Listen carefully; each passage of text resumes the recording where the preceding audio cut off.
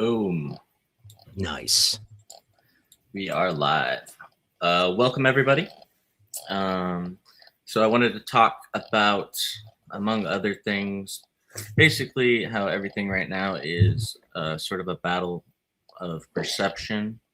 And there's basically a war for our minds and our attention, and forces constantly focused on an intense effort, basically trying to manipulate and control us, control our attention and how it's being weaponized, psyops, all that good stuff. I feel like we're kind of living in a convergence of like idiocracy and the Matrix right now. So everything is just so ridiculous, and it's kind of funny, but then simultaneously, it feels like the walls are closing in. Got like data centers spreading like a virus, like robots are coming, surveillance infrastructures are being developed, and then meanwhile, there's like the UFC being hosted at the White House, and no one's being prosecuted for the Epstein files. A large percentage of them haven't even been released. Allegedly, the CIA confiscated more JFK and MK Ultra files from Tulsi Gabbard's office, but that could also be a strategic psyop, so who knows? So as time goes on, people, I think, are increasingly feeling that more events are being staged and things are scripted, or there's just this sort of unreal atmosphere, and it's just a giant loss of shared reality. And I think that some people are waking up, but others are kind of basically schizophrenic with paranoia. And so it's a lot, but at least it's interesting. And so, yeah, we've got like very popular influencers touching on esotericism in the worst way. So I thought it'd be kind of fun to discuss a bunch of things around that and get everybody's takes on things. I've got a couple clips that I'll start off playing, but before we get into all of that, maybe we could just go around first and let people know where they can find everyone. How about you, Ike? Howdy. Ike Baker, IkeBaker.com, IKEBAKER.com. I host the Arcanum YouTube channel and podcast. How about you, Eleftheria? Yeah, Frater, Eleftheria, and I run the YouTube channel Lifting the Lamp and do a bunch of videos there, so you can check me out there. Frater RC Hermetic Podcast. Thanks, guys, so much for hosting and are running the show today. As some of you might not know, we're sort of taking turns being the ringleader, and then the rest of us get to just be rabble rousers. So it's exciting. The theme you've picked, I know many people have been looking forward to us picking it. And I just want to say thank you to the audience so much. This is the first time I've ever seen the stream reacting overly positive to the music I play on my wind instruments, like the Irish low whistle I was playing in that intro music. And there's a special surprise regarding original music that I've got for everyone today. So I'm excited to get into the madness of the world as we find ourselves in it. And yeah, thanks everyone for being here. Am I coming through loud enough? It sounds great on my end. Cool. Yeah, so I think Let's it's super party. easy to nudge public perception these days. And that's why popular influencers can be so dangerous, but also so important at the same time. And I just think, if nobody speaks to things, then there's no recourse. Not to say that it's our job or it's our duty or anything like that, but it's just, I think it's fun to talk about. And, if we have comments and thoughts on things, why not share our takes? And RC, you've been doing these really cool videos that I'm kind of a fan of. Reaction videos. Yeah, you review channels and, channels that are like publishing content on things like that are kind of misleading, or they're giving, impressions that are, a little pretentious, and everyone is just trying to do their own thing, but it's, like sort of if I read a car manual or heaven forbid a medical student textbook and went online as a doctor, like with the stethoscope, giving advice to people on different conditions, someone would have to react to that and say, "Hey, hold on a minute. Where are you getting this information?" And that's, I think, what needs to be done. That's the art of criticism, right? A lot of my favorite writers, even poets like W.B. Yeats, they were known as critics. What did that mean? Today, we have such a negative relationship to the word criticism, but it means analysis is what it means, is you're looking for the stress points and where you can find them ultimately to strengthen, the research and position that you're critiquing. So it's a very valuable process. But in modern day YouTube and pop culture, this is something become known as reactions videos, right? So it's interesting to see what was very popular as cultural and literary criticism in the past 100, in the Victorian era, is actually equally popular today, if not more so, in the given the technology we have. Yeah, I think one of the strangest things, first of all, it boils down to people who are too stupid to know that they're stupid. That's really the main thing. But the issue is, there's a couple. Main one is that in Western society, modern society, which is like an oil spill crept in all over the world at this point and contaminated everything. Not saying that it's a failed project, but certainly what I'm about to talk about is one of the negative sides that has contaminated everything. We don't know how to be anything. We know how to seem ways, and that seeming is a product of mass marketing consumerism. All we know has been taught to us through some form of aesthetic, whether it's a billboard or a television series or a movie trilogy that we loved and is hardwired into our DNA. Many of us think that in order to be the thing, we just need to get the stuff. Okay. And now in this new influencer trend where everybody feels like they're fucking qualified, the stuff is the information, the rote information. Forget the contextualizing of it that weaves it into an actual fucking like cognizable gestalt, a whole.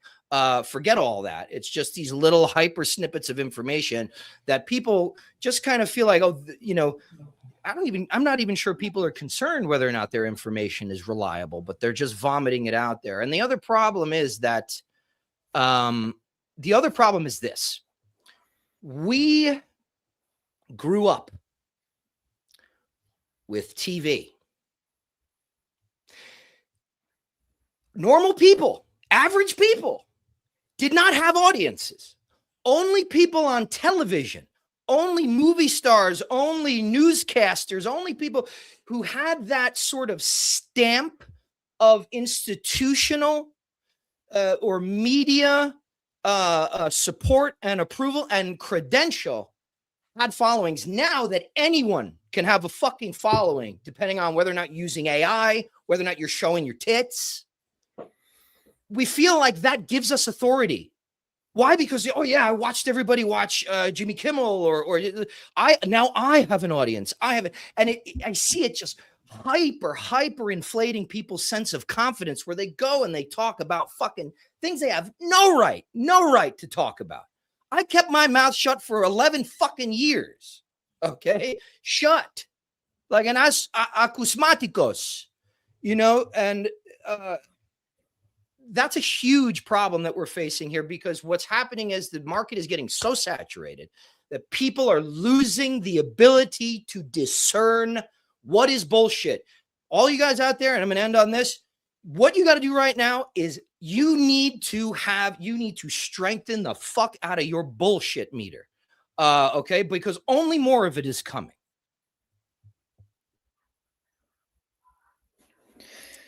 Yeah. A nice calm start to the evening.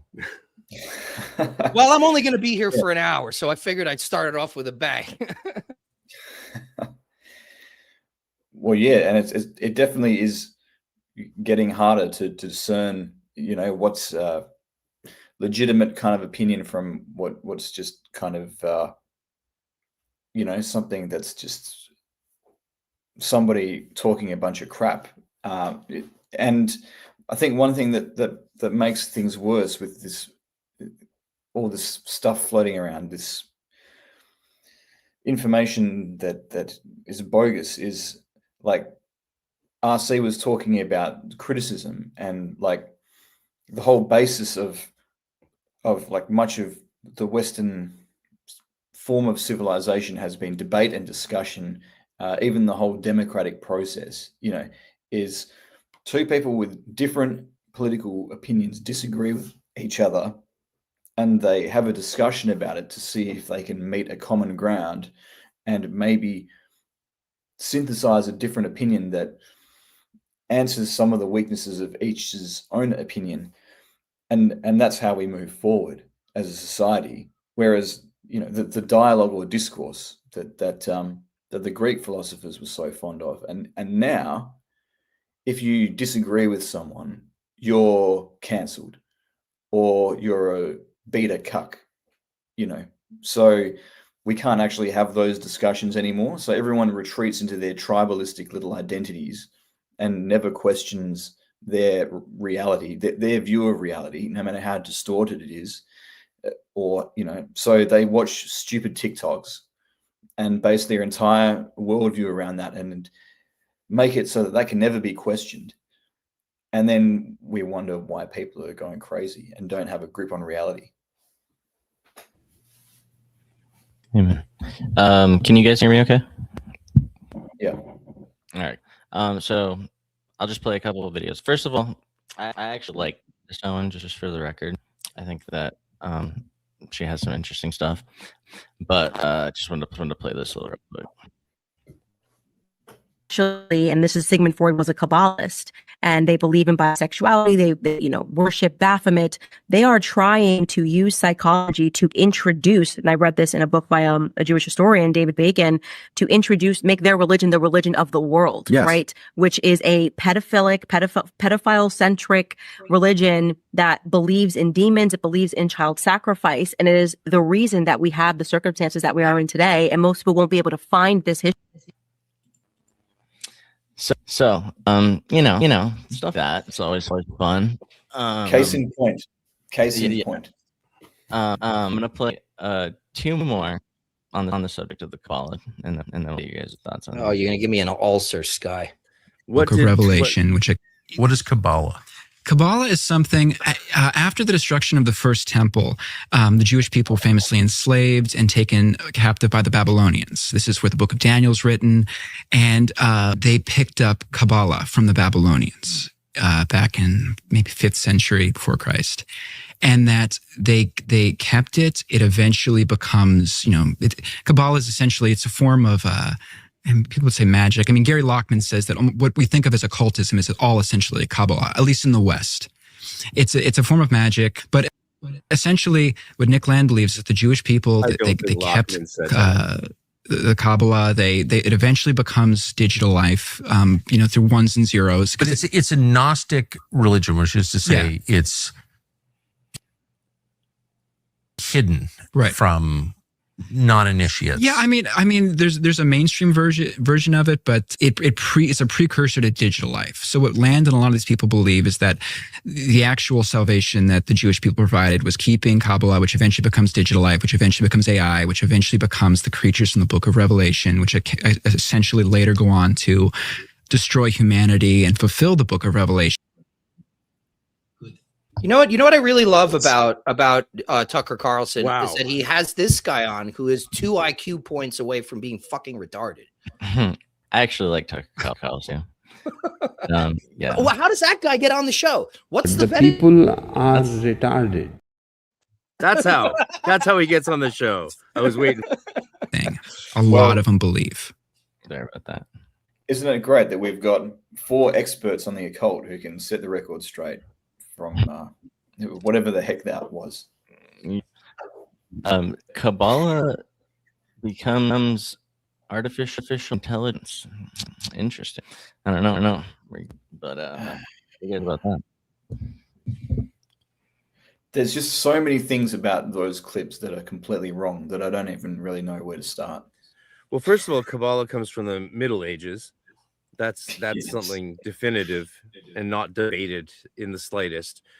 But one thing that's interesting, and this is like, again, an example of where they could actually find out real information that would be really interesting to discuss, especially on a global stage. Some criticisms spring to mind about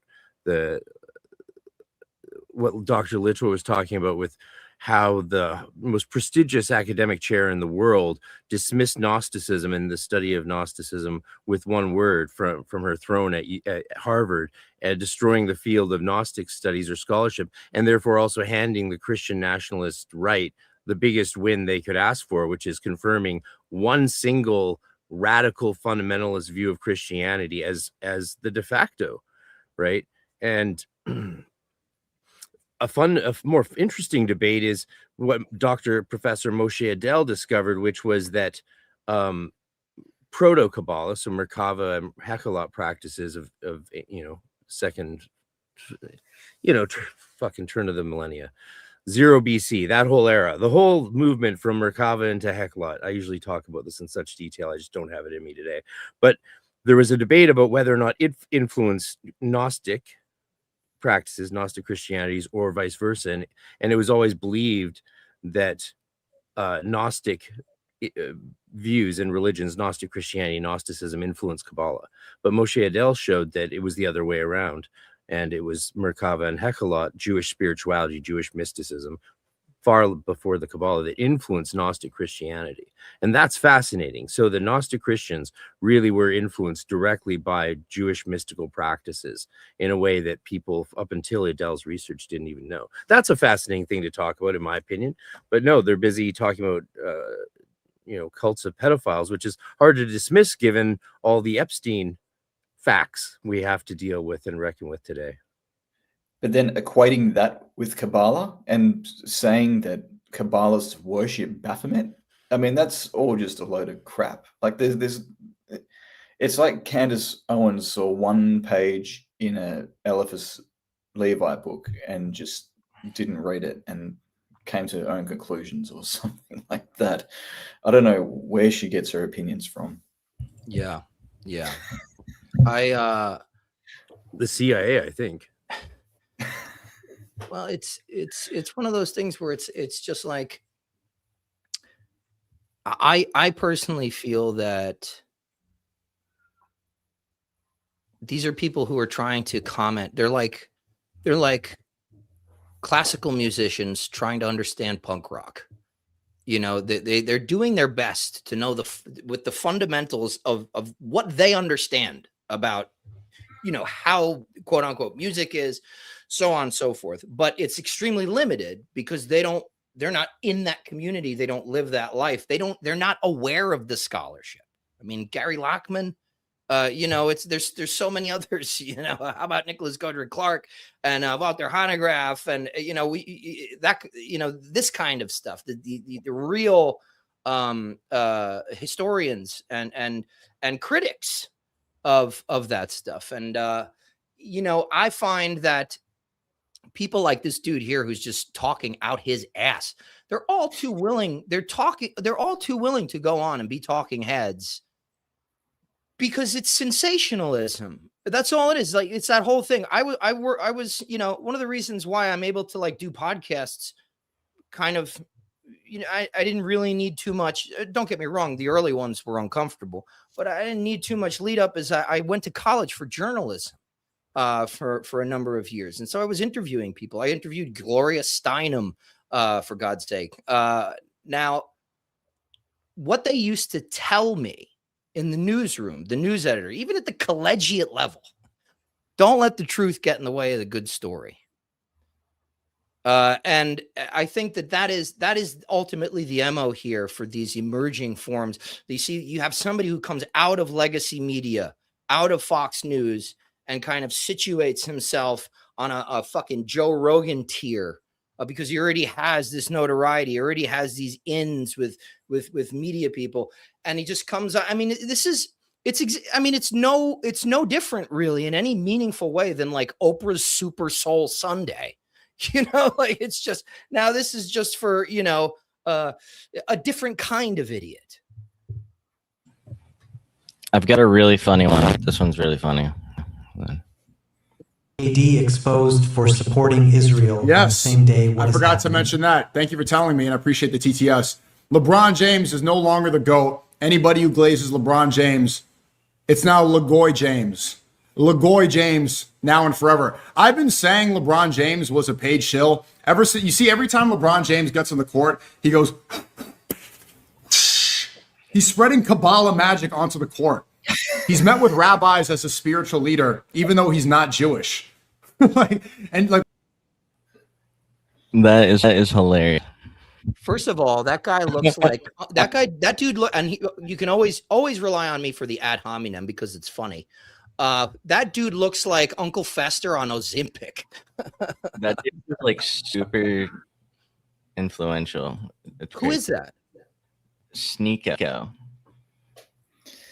Yeah, the moment that he used the term goy, he kind of lost all credibility for me. But and Ike, you just gained so much credibility for me not knowing who that was. Thank you. You've restored my hope in the. I'm like an old man. I was 10 minutes late because I needed Sky to send me a link today. Because I'm a fucking Luddite.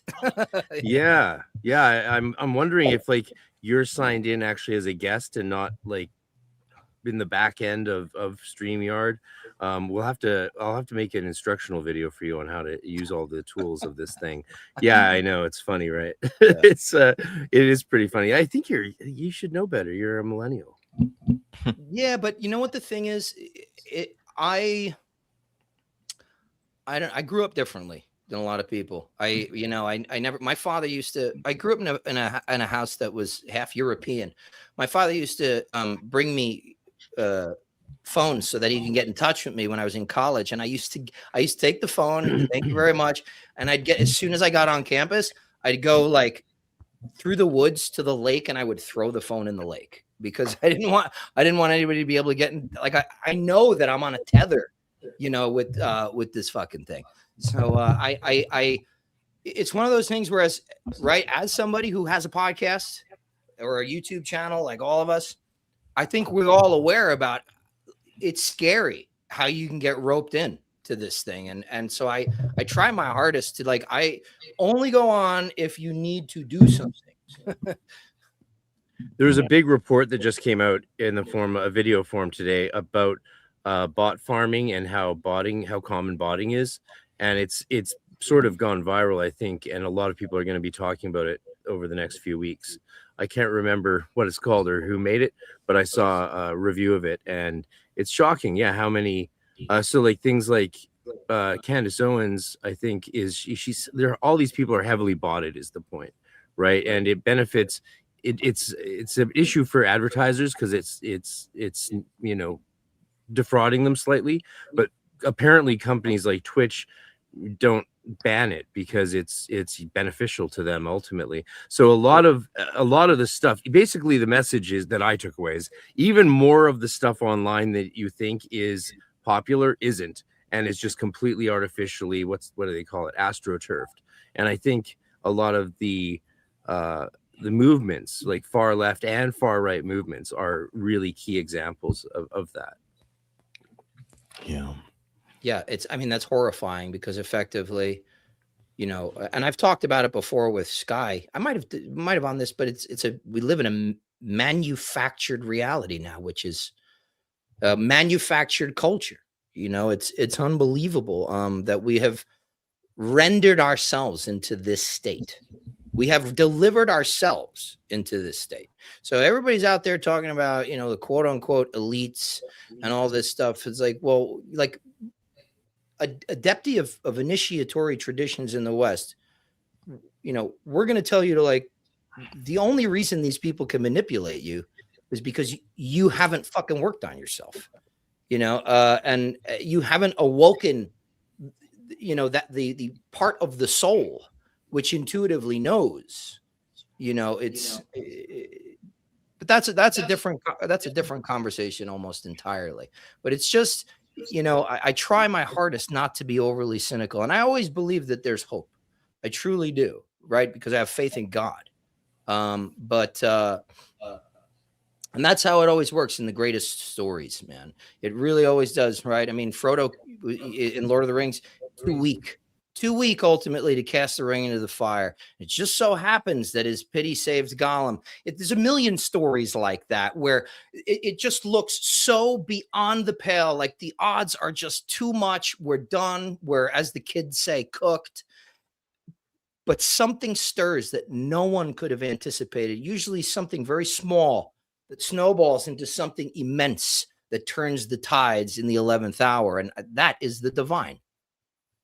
His pity and God, in conjunction with God, like Gollum's evil, saved not only his life but the world.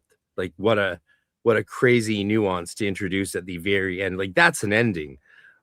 That's an ending. People, I think we see this in mainstream media and Hollywood shows since Lost, famously. I think they don't know how to do endings anymore, or they just don't realize how important they are until it's too late. But they keep learning that lesson over and over with Lost, with Game of Thrones, with Star Wars, with Indiana Jones, like all our cultural sort of touch points.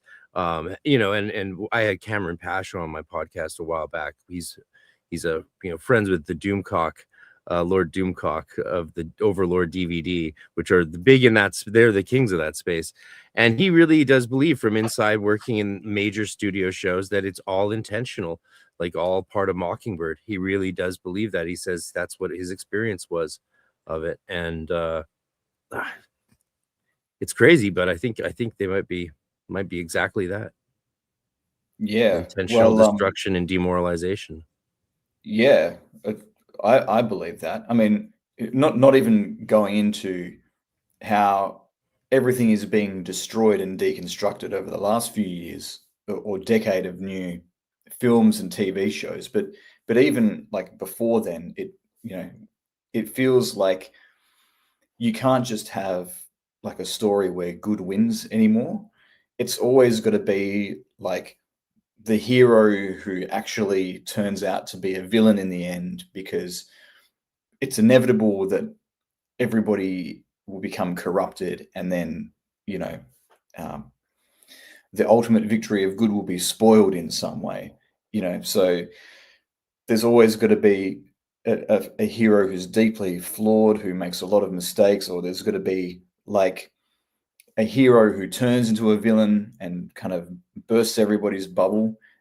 And that seems to be a narrative that they're pushing very, very hard. Or like, you know, or like The Boys, there's the whole inversion of the Superman archetype, and they're just pushing it so with Homelander, you know, and they're just pushing it so hard. But yeah, I take a lot more inspiration out of stories like The Lord of the Rings, and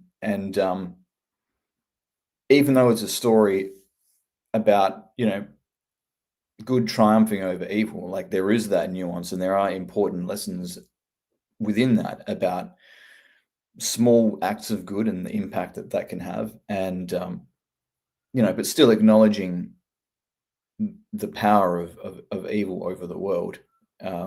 So yeah, it does feel deliberate though, the kind of messages they're putting out. Yeah. So, although there's so much insanity right now, and it's good to maintain a level of this, there's, I think, a real danger in endless suspicion. Because you know, there are definite forces of deception, and even if they come to people, it doesn't necessarily mean that like the person themselves is intentionally being deceptive. So it's not to place any judgment on all the times, but yeah, it is very popular now. It seems a blending of conspiracy and politics, religion, and like occult symbolism, and like to importance of just being able to discern, which is like a lost art, I think. Yeah, so like mentioning, you know, like with like the schizo level stuff, that's where it gets a little too much, and a lot of it is intentionally just divisive and to stir imitation and attention clicks, and it's kind of like idea of like the weaponization of attention. It's like it seems like that's more and more everything is just like tighter and tighter on how to harvest people's attention. But at the same time, I think that there are some good things happening. Like does seem that there's like a massive return, the valuing of like thinking or like magical worldviews, and that's a good thing. And in my view, I wonder what you guys think about like with the state of things, how it seems like there's such a loss of like a shared reality. What would you say are like the benefits of that, and then what are like some of the downsides of, because I think that if it's like just because somebody shared reality doesn't mean it's a reflection of truth or anything. So just because a bunch of people agree on the same thing doesn't mean it's a true thing. So it might be in some ways kind of like a talk about like people, you know, just becoming more awake and like realizing how much manipulation is on, and you know how to discern. But at the time when people do have like a shared reality, it you know keeps things predictable, and things are like you can expect things and they happen. And but yeah, what are you guys' thoughts on that? Your Well, voice is just tripping initially- people out, brother. Yeah. It's They're calling it magical realism. it was I Maybe think sprinkle some Kabbalah magic for you to fix it. I think I followed you there. I'm not sure I got the whole gist. You're talking about shared reality. One analogy that one of the reasons why I like something, I'm going to say it right now, even some of the most brilliant scholars I know don't fucking they cannot understand Platonism. Very few people understand Platonism, in my opinion, and in my experience. There's a core few that understand it, but this is the reason I love Platonism. I'm going to give you an analogy. I may have used it before. But fuck it, I'm going to do it again. Let's say you have a rainbow. You've got a rainbow, and you've got people on the left side of the rainbow and people on the right side of the rainbow. And they're each person from their own vantage point is looking at the rainbow, and they're describing it. The people that are going to be near me, we're going to agree on many aspects until we don't, and then we'll argue till they move slightly further, or they see something slightly different, because no one can be exactly where I am exactly when I am there, right?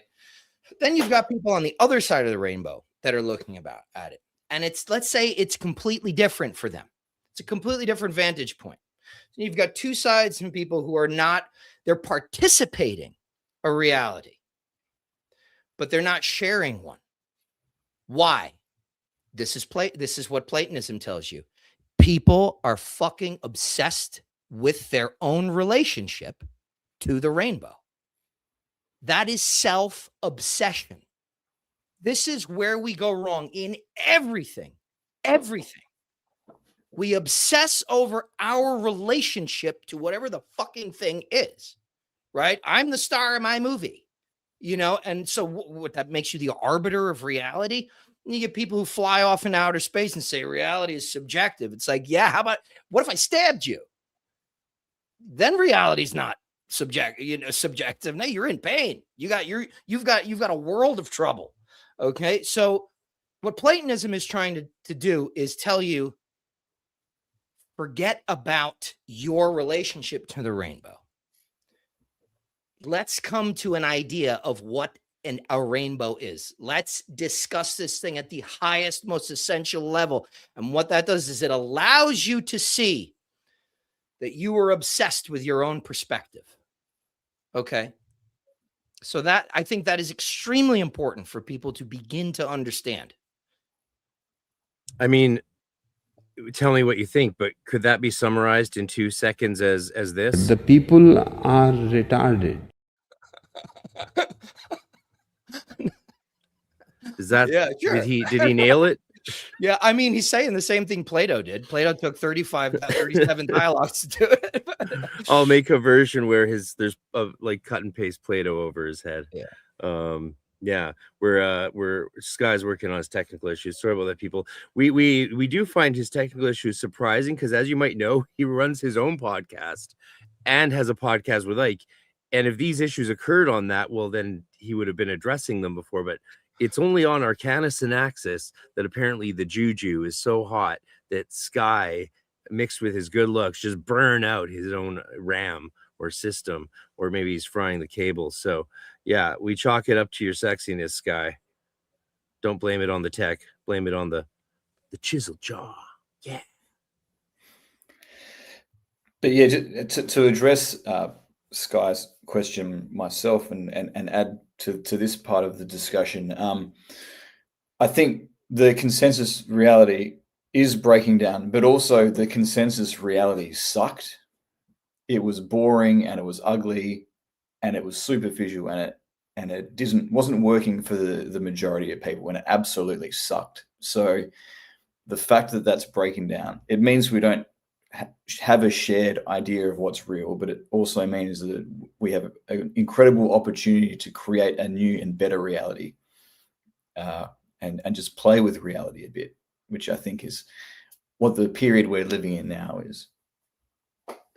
You know, I had that thought back in like the 20 teens, in the mid 20 teens, when stuff started to give and break a bit, right? And I was like, oh, you know, it was about time actually that we sort of start to say, hey, this political system that no one ever talks about or cares about and barely even votes for may not be working for us anymore. And hey, now that we're looking at it, it seems to be chock full of holes and leaking fast, and some people are already long gone in rowboats and set up their own little private colonies and enclaves, right? And then things like Me Too happened, and I was like, oh, this is amazing. This is like the dam is breaking. Culture is waking up. We're starting to take interest in things that matter. And I was like, yeah, man, me too, you know. And then people, of course, were like, you don't count because you're a man and you're white, so you should fucking die. And I was like, oh, this dam breaking might have some bad consequences as well. And it's been a ride since then, since that whole era, the good and the bad. Just another microphone indifferent. It's still lagging and a little echoey. Somebody in the comments or the live chat said it's your network. I don't know how accurate that is. I'll try to switch that. Yeah. Yeah.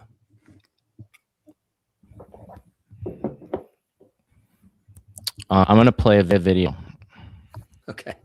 That was never a symbol for Judaism until Sebastian Sebai, 1666. This is when he declared himself the Messiah. And that symbol is actually from Solomon. They believe that it has mystic powers. Prior to that, it was the Kiddush cup that represented Judaism. So if you go on Wikipedia, it'll tell you that. It's Kabbalistic. So they're wearing the Star of David. The Jews that I went to school with, do I think that they're practicing orgies? No, of course not. The Reformed Jews are not doing that I went to school with. They're being told, they are, even the Star of David. Conflation.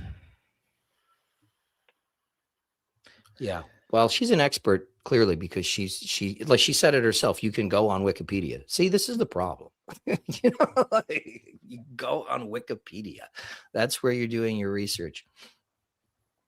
Whatever. I mean, I'm right now. I've just the only thing I've got in me is old man yells at cloud. That's really it. This stuff is I think it's just egregious that all of a sudden, right? How did Candace Owens get famous? What is she known for?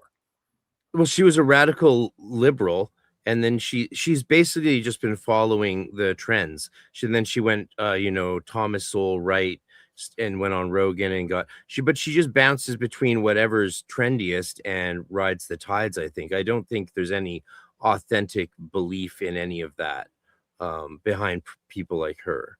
I think they are just complete like sock puppets for the CIA or something beyond them. Something they're working with their networks of people whose names we don't even know.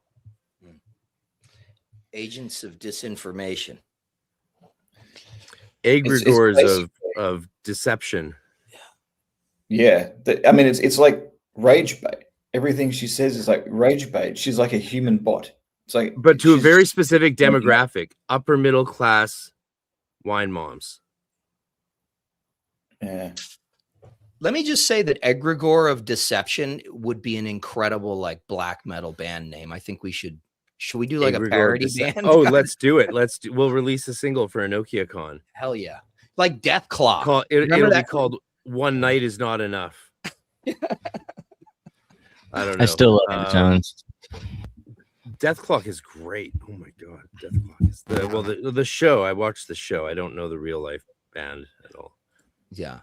It was just a cartoon before it was the band. What was the show called? It was called Metalocalypse. Metalocalypse. I used to watch that like every night for a couple of years. They'd put on a couple episodes while I was going over scales. Yeah. Yeah. Oh, yeah. Intimidating. So, okay. This has been a lot, but people are liking it. It's our biggest show yet, 93 viewers currently. So thank you everyone for being here. It's pretty awesome to build this little niche tribe. But yeah, I think people like her are certainly obviously just like, they're more than just frauds or astroturfed or egregoric things. Oh, God, egregore, yeah, deception is a good band name. Well, I was going to say something else, but then you said that awesome thing that you said. What was I saying? Anyway. I'm gonna try to. What'd you say, Sky? Yeah, I mean, it's still a little laggy. It was okay for a little bit. I don't know what you had going on before I think you might have turned your external microphone off, and even though there was a room sound, it was much better because at least we could understand you. Oh, that's what I was saying. So I heard someone describe her as she's the modern day version of a soap opera, speaking to that same audience. And I was like, yes, she's creating this real life soap opera, but she's not alone. Like there's so many people out there like her. And I think they're all slightly different. Like the Carlsons, most major media figures, it seems like, are like that, right? Which is why independent journalism and Substack's gotten so big, I think. Yeah. Tucker Carlson kind of looks like a toddler, and he dresses like if a toddler was dressed up on Easter to like go to church. I feel like that's the vibe I get from him. Eleftheria, do you guys have anybody down there that's batshit crazy or bot like in Australia? I mean, because in America, clearly we have tons of them. I mean, we've got some people which are, you know, a little bit cooked, as the kids say. But the thing is, we don't have like the powerful evangelical Christian bloc in quite the same way. I mean, we do have certain churches like the Victory. Yeah, we don't have that either, like at all. Yeah. Like it's not a demographic. That's, you know. Yeah, I mean, yeah, but we yeah, I mean, yeah, it seems to be a very American phenomenon for sure. But we do have people who are like zany characters who say some really way out things, but they tend to be more endearing than anything else. Like Bob Catter, a kind of a politician from one of the lesser known parties, and of course there's the succulent Chinese meal guy, is an iconic Australian commentator back in the day. Not really, for those who know, it was a famous clip, but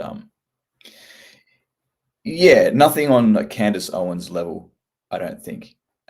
Even the Sky News commentators that we have which is like the Murdoch Fox News type of a news outlet, all of their criticisms can be seen as within the realm of reasonable reality most of the time. I mean, sometimes they exaggerate things, but they're not trying to conflate Kabbalah with Baphomet worship, with Gnosticism, with Satanism, with AI, or anything quite as just completely off the rails as that.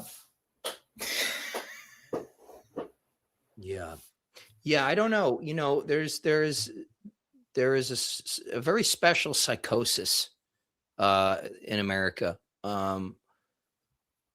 I think I don't know why. I've been struggling to figure it out. What is the deal? My entire life, like I mentioned before, I grew up in a house that was half European, so I never grew up the way my fully American friends did. Right? Baseball, football, catches in the park with dad. My dad used to sit me down with a fucking cigarette, and it's a young kid, and be like, it's all fucking theater. You can't trust these people. Don't trust this fucking guy right here. He's so full of shit, it's coming out of his nose. I always had this skepticism about specifically American government. My uncles used to tell me the same thing. And then I realized I started traveling. I was 2 years old. I've been going to Greece most summers since I was 7, staying with my family there. And you realize, the rest of the world can see our bullshit, but we can't. Which is and then you go home, right? You go back to America, and then you go back to school and back to, whatever, fucking Bob's Discount Jeans Store and McDonald's. And it's just like, you get people who are like, this is the greatest country in the world. It's like, you've never been out of here. What the fuck are you talking about? You've never gone anywhere else. So there is like something. And the thing is, though, I will say, I believe in what at least we were told America stands for. I believe in those values. And I think that these values should be prized. It doesn't matter which nation, all nations should prize these things. But I don't know. It's you guys. Sometimes I forget, RC, that you're in Canada, but we have an interesting relationship. We have a beautiful friendship. Yeah.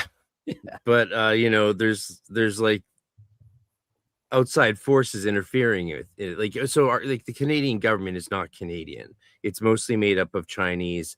Like, they caught a California Chinese spy recently in government, who interfering with the Canadian thing. There's a whole thing. Look it up.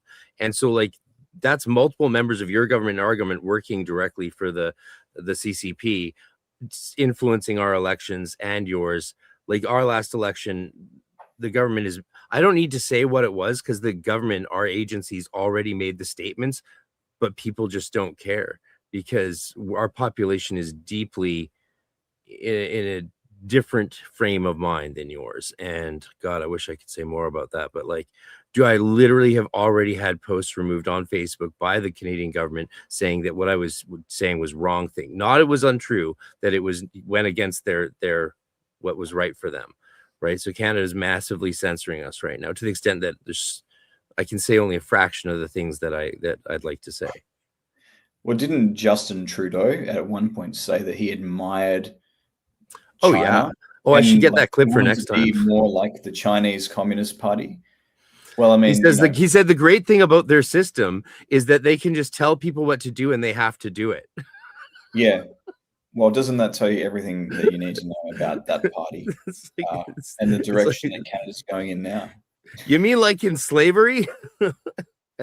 Yeah. Yeah. Social credit scores and not having free speech, and the government. Well, our king just got dressed up and sat on his throne and put on his crown and said, "Hey, we're dictating the digital ID. It's here." Good time to become a republic, I think. It's to what Ike was saying. I will just let me respond to Ike, what you were saying about believing what America stood for, right? and a lot of people are I think that's why they're so attacking the founders. Like the CBC just staged this, spent millions of dollars staging this fake show, inviting prominent guests who were fans of John A. Macdonald, basically our founding father, and Francis Widdowson, a professor who keeps getting arrested for free speech. Essentially, I'm not going to take a stand on her position because I actually know the facts because I worked in the church. So I know what the real deal is. But she's been arrested multiple times and fired from her job as a tenured professor for freedom of speech. And she keeps getting arrested, right? So like, and they invited her to a fake show. They spent millions of taxpayer dollars creating fake shows. She caught them, streamed them live while showing what they were doing. And it's a huge scandal in Canada right now because our whole broadcasting system is all government funded with kickbacks and bribes and you name it. And so many whistleblowers have come out, but it's just not moved our population hardly at all. So what you're saying about the founding, they're attacking the founding fathers of our countries to abolish the principles it's founded on. That's why it's so important for us to participate in the modern debate and actually determine the destiny of our countries with what we currently believe. They're saying, oh, those don't listen to the past or principles. If principles were promoted by racists or slave owners, those principles should be abolished. Here's our new principles. Well, okay, let's have that debate, but that debate needs to be had by everyone and not just the minority few who are radical enough to threaten the rest with violence. Yeah, and I mean the principle underlying those the sort of founding framework of our countries was freedom. Okay, so how do you argue with that? Okay, you can argue the particulars, but how do you argue the idea that people should be free? Now, here's the thing: how they argue that is that they make us fat and happy and distracted, and they give us a lot of shit, and that's why America doesn't mobilize. That's why Canada doesn't mobilize. I know all of these. I live here. I live in the South. Okay, I live around these cowboys, these uber Republicans, conservatives who are just like, oh yeah, come and get it. Come and take my guns. I dare you. I'm a gun owner and I support, the right to bear arms for sure. But that guy just had a little girl who graduated from high school. That guy's not going into the fucking street. He's got too much to lose. Too much to lose. And this is how they hinge. They get us on the hook. And so what does that do? It makes us desire a guarantee of happiness. When you're fed, when you're overfed, when everything's very comfortable, everything's done for you. But that lack of self-sufficiency equals dependency. Okay, so you're entirely self-sufficient or in some way enslaved to somebody. Now, the founding fathers were much more self-sufficient, right? I mean, as they say, your first prep, your number one prep is your community, sure. But these were farmers. These were people who chopped wood. These are people who had, you know what I'm saying? They built their own houses. Now we want a guarantee of happiness. The Constitution of the United States does not guarantee happiness. It guarantees the pursuit of happiness. And that requires your responsibility, your accountability. And the way that they get us to throw away those values, to be willing to do that, to be willing to just completely cover our eyes and put blinders onto what the spirit, the soul knows is the truth, is by guaranteeing us, the ability to fulfill legally, quickly, and to probably over fullness our basest desires. There's everyone is running a script in the background. Everyone is running a background script, hoping they get this, hoping that this happens. It's all about people, because people don't ever, they'll take this discriminating ray of an analytical criticism and point it outward like a fucking, like a ray, like a beam, like a laser, but they'll never turn that on themselves. They'll never see the script that they're running. Some of them are so deep, and that's this guy's point, where maybe a lot of these people they're not intentionally malicious about it, but certainly at a certain point, it doesn't matter. It doesn't matter if it's intentional or not. Get your shit together. One thing that's been is really salient recently because I've noticed the states is changing the social network of systems that create the safety net. And I didn't realize how much of a safety net you had.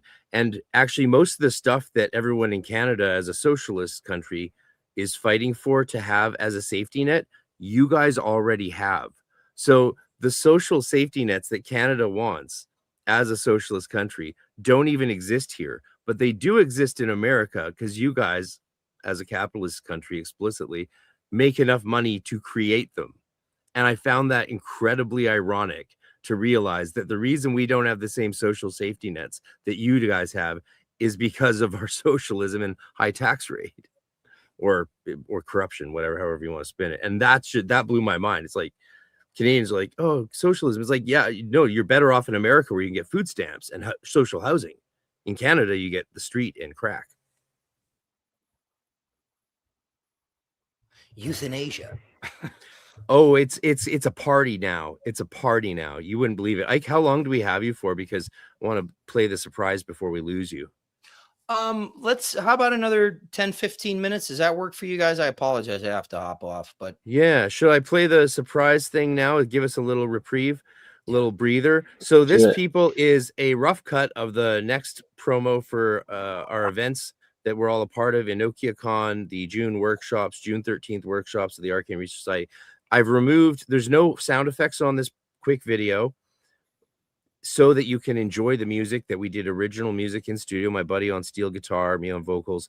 We did original music for this. So you can enjoy that while you hear about the title reveal of the workshops this June 13th in Austin, Texas. You can attend online. So I'll play you that fun clip with no voiceover, no sound effects, so you can enjoy the music as it was recorded last month in studio here in Vancouver. And I hope you, and we'll see you in just 2 minutes. I hope you enjoy the clip.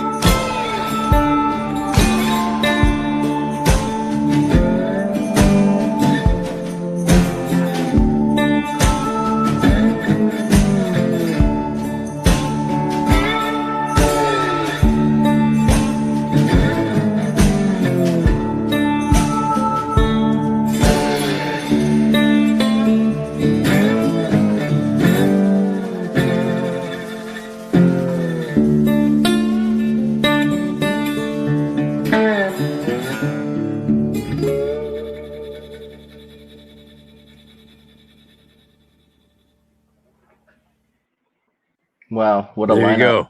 My God. first of all, yes, what a lineup.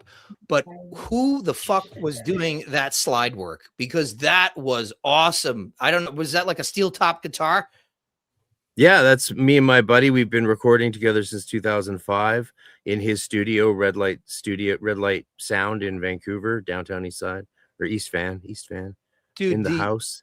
I'm a huge fan of slide guitar, and that was impeccable. I loved it. He's great. Jesse Waldman is amazing. Awesome. He's recorded a lot of Canadian greats like PJ Harvey. Actually, I don't know if she's a Canadian. C.R. Avery. Lots of amazing. Vancouver's had a great, rich history that's been recently destroyed by first the Olympics and then the double tap was the lockdown.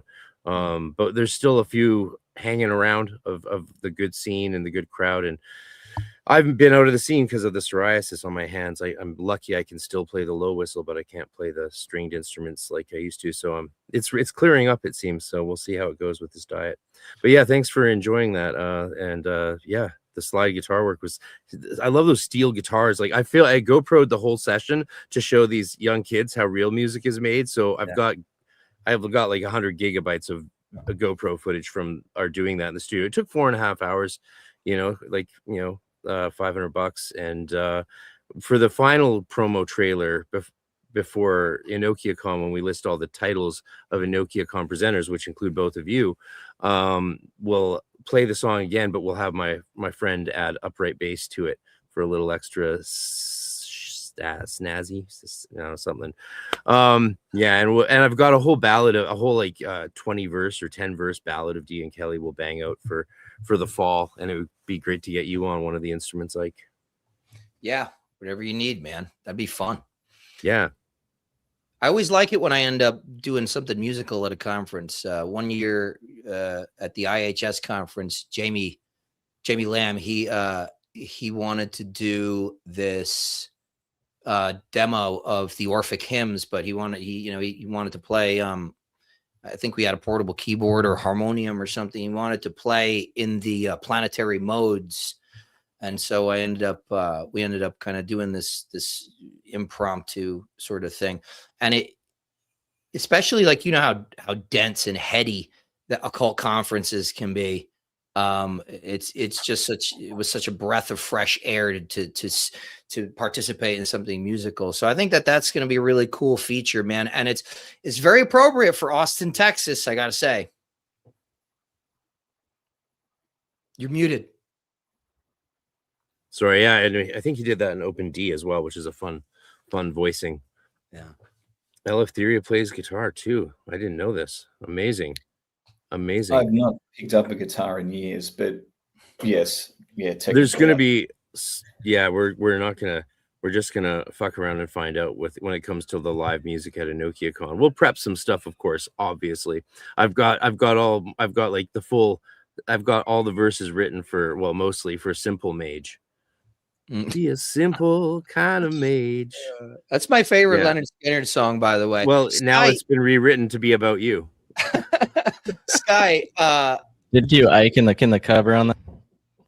Can you scream? Are we starting a screamo band? Like what? Is that something? I could try. Okay, all right. I can scream. Can you? Oh yeah, I can do. Like when we did a bunch of shows when Chester died, and I would do the big screams, and my buddies would do the rap. Yeah, that's awesome. Yeah, no, I can get all the way through crawling. By the end, though, it's like, how do you do another song after that? Yeah. That man was amazing. Yeah, absolutely. Well, gentlemen, I am departing for Europe, and I will be back. Jeez, what's happening now? I am going to Crete to get married. And then not to a Cretan girl, but to my fiance. And then we're gonna do a little honeymooning. So got a lot of stuff. Very busy weekend. Thanks for having me on for an hour or so. I love you all, and let's link up again when I get back. All right. Have a great combo the rest of the night. Farewell. Congratulations, brother. That's so exciting. Like, all the best. And yeah, I hope maybe you'll even see my buddy Oren over there on Crete. He's living Yes, there. that's right. That's right. That's And right. he's got a great book coming out on demons and Keanu Reeves films, which is from Inner Traditions. So that's very exciting. Yeah. Interesting. And Sky, I'll see you in a couple of days because you're coming to the wedding. You're going to Greece, going to Crete. That's so exciting, man. Post more pictures than you think you should. The rest of us back here in Dodge want to see that shit. Yeah, it's going to be good. We talked about maybe doing a pod because Sam Robinson is going to be there from Pansoffers. Jamie Lamb is one of my groomsmen. So we might do a pod. I don't know. It's dependent on if I have enough room to stuff a couple of microphones in my or just do it with someone holding a camera on the beach, sitting on the rocks, passing it around. People, we would eat that up. I'd eat that up. Maybe it's not a bad idea, but yeah. All right. Love you guys. Take care. See you later. Congrats. All the best. Thanks. Have fun in Europe. Very exciting. Well, now we can get into the deep shit. Yes. I want to give a shout out before we move on to my YouTube channel members, because honestly, they really exploded the last couple months, and it was basically because of you guys that allowed me to go in the studio and record that music instead of, relying on someone else's music and doing something unique and special for the community. So thank you. And please join the YouTube membership so I can do more studio days. Indeed. Eleftheria, I got a question for you. If you can hear me okay. Yep. Talk to me about your pet peeve with what is it? The Ophanum? The Ophanim, yeah. Yeah. What's going on with that? Yeah, okay. So I've been looking at the recently released UAP files from the Department of War. And there's been a whole lot of stuff on like X and social media where people are taking like the 8-pointed star UAP, which I actually think looks more like a chaos star. But people have been saying that's, which is interesting. But people have been saying that it looks like one of the Ophanim who, if people don't know, in the vision of Ezekiel of God's throne and chariot, there's one order of angels, or what's now considered an order of angels, called the Ophanim, who are kind of like the wheels of the chariot. And so they're like these wheels within wheels with eyes all around. And that's the basis of the biblically accurate angel trope that we have now. And so obviously, as somebody who studies scripture and studies esotericism and understands how the visionary process works and encountering angelic beings and angels, I know, and I'm sure we all know here, that if you see something like that, it's a symbolic image to communicate a transcendent idea. In this case, something which acts as an agent for the divine, which has its properties of being all-seeing and omnipresent in some respects, or being capable of that. But the internet has decided that the vision of Ezekiel actually means that there are literally these beings that look like wheels that are floating around in the sky. And that's what the Ophanim are. And these UAP that look like stars, or like they could vaguely be like that shape, are actually these Ophanim. So it's just a complete misinterpretation of Ezekiel and taking things way too literally. It's but there's I don't necessarily think that this is like a fringe view. I think there's a lot of people who might actually be of that opinion. But it's like if you read the book of Revelation and then you came out of it thinking, oh, the beast that comes out of the sea is actually like this big monster that's half leopard and half bear and half lion that's going to come and destroy everything like Godzilla, rather than seeing it as a symbol of like political power or something, something similar to what someone like Justin Trudeau would admire as a political system. So yeah, it's just like, people taking things way too literally and then trying to create this hype around like, oh, these UAP are actually Ophanim, and they don't even look like it in the first place. And yeah, anyway, that's my rant. That's my pet peeve. Thanks. That'd be fun. I have a really funny video. I'm gonna play it. Make this shit up. All right, I need a palate cleanse. The evidence is that some random journalist, probably on CIA or USAID payroll, told the BBC that 4 dolphins had been trained to learn Kung Fu and kidnap Navy SEALs and bring them to the surface alive for questioning.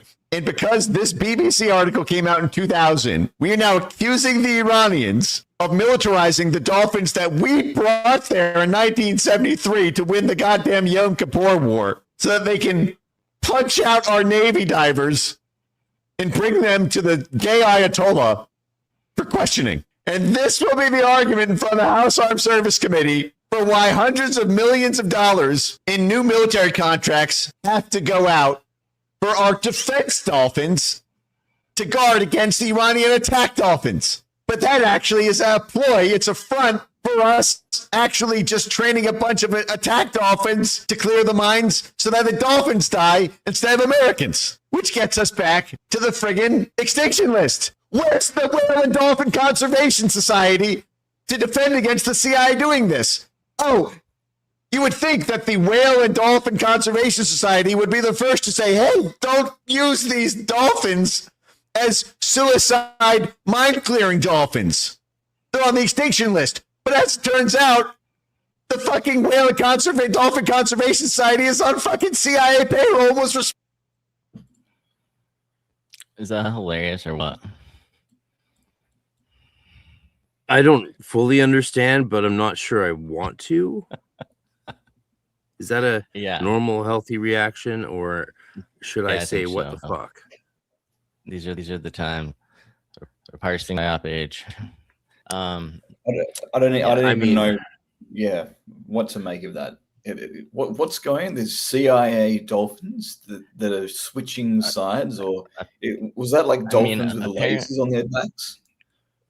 What is this? Apparently, CIA allegedly has trained dolphins. There's a bunch of fun. There's like kamikaze dolphins, and like they train them to retrieve boxes, or they train to like to places to test mines or things like this, which I think that's the one he was talking about.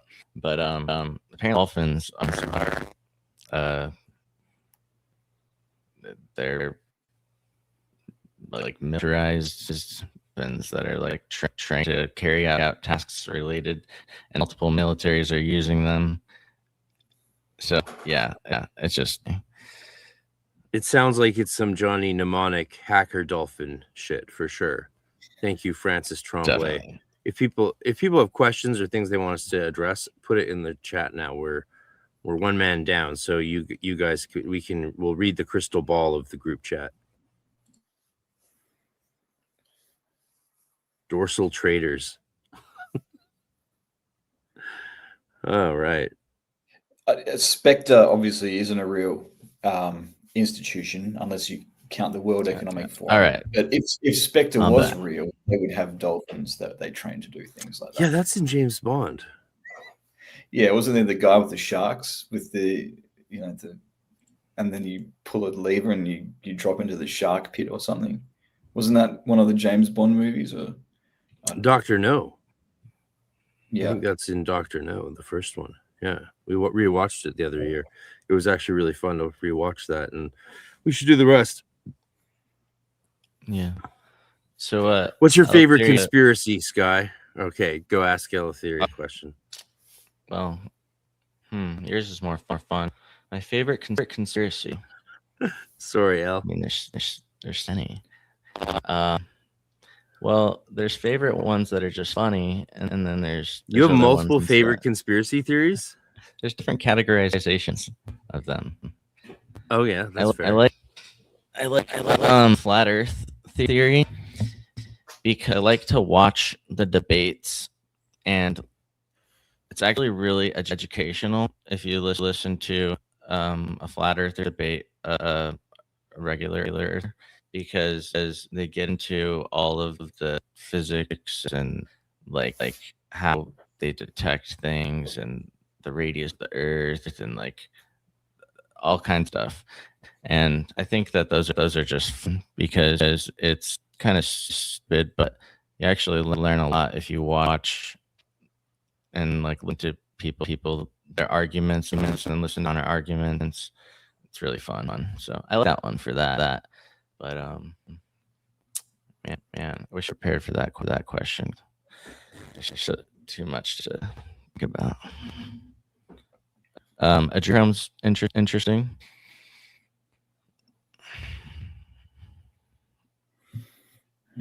Sorry, what's interesting? Adrenochrome. Oh, that's one of my favorites. I used to joke on the. So I don't know if you guys know. Do you guys know about me and Adrenochrome and my podcast in Adrenochrome? We've been the official for 5 years, 6 years now. This is our 7th year of being the official podcast sponsor of Adrenochrome. And so from my earliest guest back to number like 4 or 5 or maybe even 1 or 2, I would do fake ads for Adrenochrome. And all I would do is just interrupt the guest at mid-sentence or in between sentences usually and say like, okay, we're just going to take a quick moment now to recognize our sponsors. This show is brought to you by 2-for-1 Adrenochrome. Get your 2-for-1 Adrenochrome today. Use code word Maxwell at checkout. Get your 2-for-1 Adrenochrome and feel better, And then I'd say to the guests, okay. And they look at me stunned. And that was the fun part. Why did you use the code word Maxwell? Sometimes it was Epstein, sometimes it was Clinton, sometimes it was Gates. It was topical. It was something you could topically change. But I always joked, and people said I should make an ad for it, and so I always joked about doing it. And last year I actually did, but it was sort of out of the news cycle, and so I just sat on it and never did voiceover or sound effects. But I have 2 versions of it, like dozens of hours put into each of them, into them. I have it, but there's no voiceover and no sound effects. Have you ever gotten any of your videos demonetized for talking about it? No. And I've never used fake words for real words either. I did. The only time YouTube ever removed a video was one time with a guest called Beth, and she was in a New Zealand spiritual lady, and she said during the podcast that the purpose of COVID was, well, I can't even say it. I guess maybe not. Can you say it? You can now. She said that she thought, well, I'm not calling for this. So that's actually the contextual difference. I'm not calling for this. She said she thought it was a culling. And I was like, even when she said that, I was like, oof, that's a harsh point of view. But they deleted the entire episode and did all that shit to give me a strike on the channel because of that. But I'm just saying what happened, so that it should be legit. And because YouTube has sent out videos to all of us, to all creators, saying you don't have to say grape, you don't have to say schmooishide. If you're in context saying it, you can say it. Now, when Ike says the same bad word over and over and over 3, 4, 5 times in a row, that's the kind of thing they're talking about. That's going to get you dinged. But he's done it a bunch of times, and none of us have gotten demonetized or dinged. So there is some reason left in all of this madness. There is some reason. Look at what we're allowed to say these days. We were able to bring back our favorite word. The culture was. We were told that this word was gone, but we said it's not gone and we're going to keep it. And so that's why we can do this. The people are retarded. We can say that because culture just said no. And that's why culture is so important. I mean, does anyone disagree at this point that politics is downstream of culture? Yeah, it was definitely amazing the impact that the change in culture has had on virtually every institution over the past 10 years. And it makes you think about things like the spread of Christianity and what that would have done, and how it's like whatever institutions of power you have, they still have to operate within a culture. And like, if you're surrounded by something, like you have to follow those rules to a certain extent. So, and that can work in a very terrible way as well, when you have a culture of lynch mobs of anybody who disagrees with you slightly and having to destroy their reputation or their lives. And it's good to see that we're not indefinitely moving in that direction. Yeah, culture is important and powerful. I agree. It feels amazing right now, but it's scary because it seems like you can say so much, and I just have a feeling that any moment it's all change, and they're just going to start cracking down. But the thing is, like, if you've got a small group of people who capture the institutions and start canceling everybody who disagrees with them, then at a certain point, everybody who's exiled outside the gates is going to be the majority, and they're just going to have their little ivory tower that no one gives a crap about. And so effectively, after a long enough time, they'll just end up canceling themselves, because the people that have been excluded will realize they can create their own spaces and create an alternative. And then the people that, you know, are so self-important about their authority in the culture simply won't matter anymore. That's my very optimistic view anyway.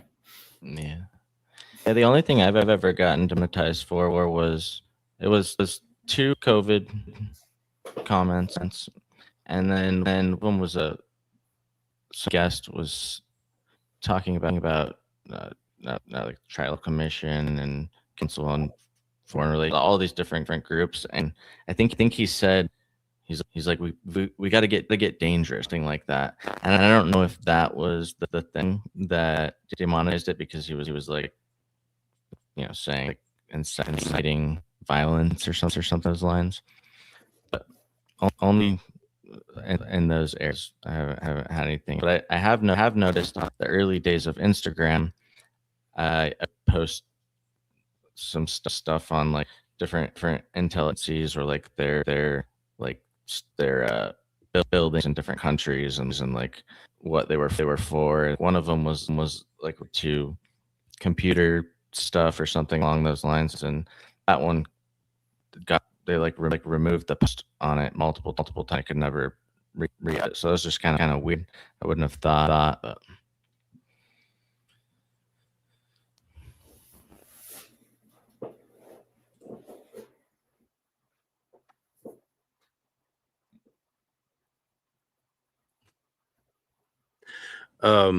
here you go. For the new world order. My emotions!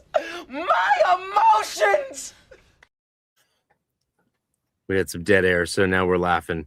Yeah. What do you guys think about the New World Order conspiracy? That's a major one, and this is the time to talk about it. We got this whole occult confusion. I liked how you said the term occult confusion. A confusion of secret forces. You know, there's a lot of people who debate, and I've seen people mention in the chat debating like who a Borimon is or who these different things are. And there's a lot of the debate that these days as if they're debating an idea that exists beyond our own religious frameworks or spiritual points of view, as if there's a groundwork of presumption that somehow we're meant to all be believing the same thing, and that if we don't, there must be a reason for it and a way that we can twist it and change it so that we're talking about the same thing. But a lot of people say to me like, well, what's your thing? Why do you have a problem with worshiping Lucifer or Satan? I'm like, because I'm a Christian and we don't do that. They're like, yeah, but other people do, so it must be okay. It's like, can't we have our own independent beliefs and thoughts without there being some sort of need to conflate them or have everything? Like, what's that about, do you think? What's this drive for the New World Order and the conflation of all beliefs into a single form? Like, would you say that it's something along the lines of like globalism? And that, well, you know, when the hippies saying "and the world will be as one," I don't think they meant one religion and one government all in lockstep, or else. Yeah, when I think of New World Order, I think of like prison planet, like control over the masses, like restricting everybody's freedoms like very drastically. You know, like think of digital ID system, a mandatory chip, things along these lines. Yeah, that seems to be the general understanding of it. And I used to think that that theory was too far-fetched, that it would never get to that point. But now, I mean, we're so close to it becoming a reality, and the governments of Canada and Australia and New Zealand and the UK are pushing so hard to bring about everything that would bring that into a reality, that it's just something that I'm starting to take a lot more seriously these days. Certainly in those countries, they seem to be trying to usher in a new order, and they seem to all be reading from the same script and singing from the same song sheet, which can only represent an international body or international agenda of some kind. So yeah, I think there's definitely some stock to it. Never thought that I would say something like that, but I am.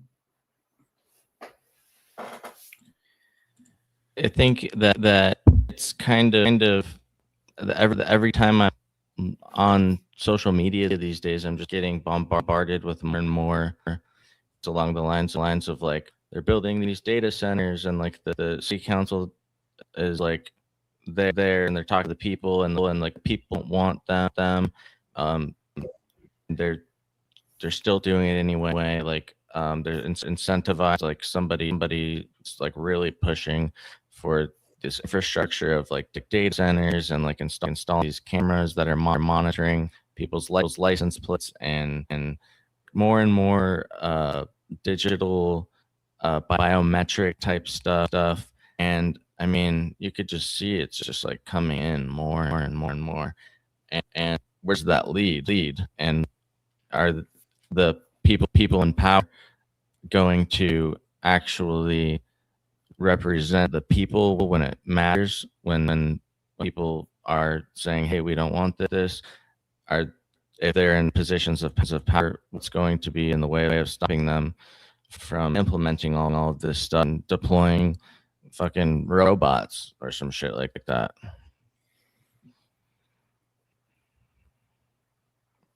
I think we already have robots deployed. I think it's even more though.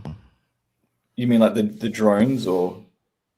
Yeah, I mean, yeah, between drones and service robots that are already, you know, serving people in cafes in lots of countries. The things you have, the Waymo, is that what you call them in the States? You guys got the food. I just watched the footage of them like wiping out and like getting taken out by trains. I always like to swerve them a little bit. Probably be seen by the future robot overlords as like the worst crime imaginable. It's like snuff films for robots, but it's funny. You know, they're just trying to deliver you soda, and boom, there comes a passenger train. Yeah. So like, what for you, RC? What do you? Is that similar? Is that the kind of stuff that you think of when you think idea of New World Order? No, when I think of New World, yeah, I think of like, I think they're going to continue to keep the puppet show of countries going for a long time, because I don't think they can get rid of that. So they're like, it's like when Epstein said in that crazy interview he did with what's his name, Mitch Horowitz's friend, Steve Bannon. They're buddies apparently, which I find really interesting. And no one talks about it. It's like, wow, Mitch, how like, Mitch is very influential, so he would meet a lot of people that most occultists wouldn't meet, right? Like he gets to go to New York parties and stuff like that. So I'm not that surprised that they know each other. But what's the point? What was the point? Oh damn. The point is your idea of what you think of when you think of New World Order. Yeah, so like when he was interviewing Epstein was like, we don't need to change the governments and the laws. We just need to change and control regulation. And that's what we see happening, right? So like in Canada, it's still illegal to kill someone. But if you are a foreigner and can claim asylum, they can't charge you. So you can kill people. And this is what's happening in Canada now. And they won't charge you because if you claim asylum, it nullifies the prosecution and charges.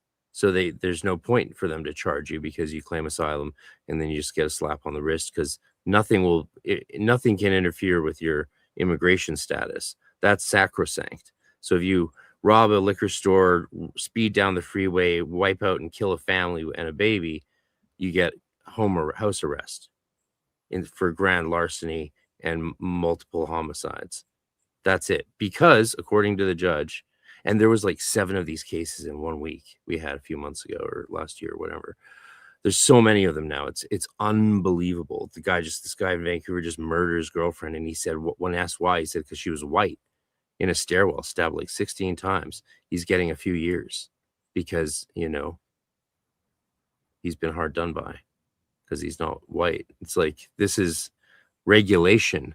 So it's not laws they're changing, but it's regulations. And I think that is the way they're doing it. The digital ID. I was digital ID'd when I came back to Canada during COVID. They face scanned. I don't have to use ID. I don't have to tell anyone my ID anymore because they have me when I call. I call my bank. I call the government. I call everyone.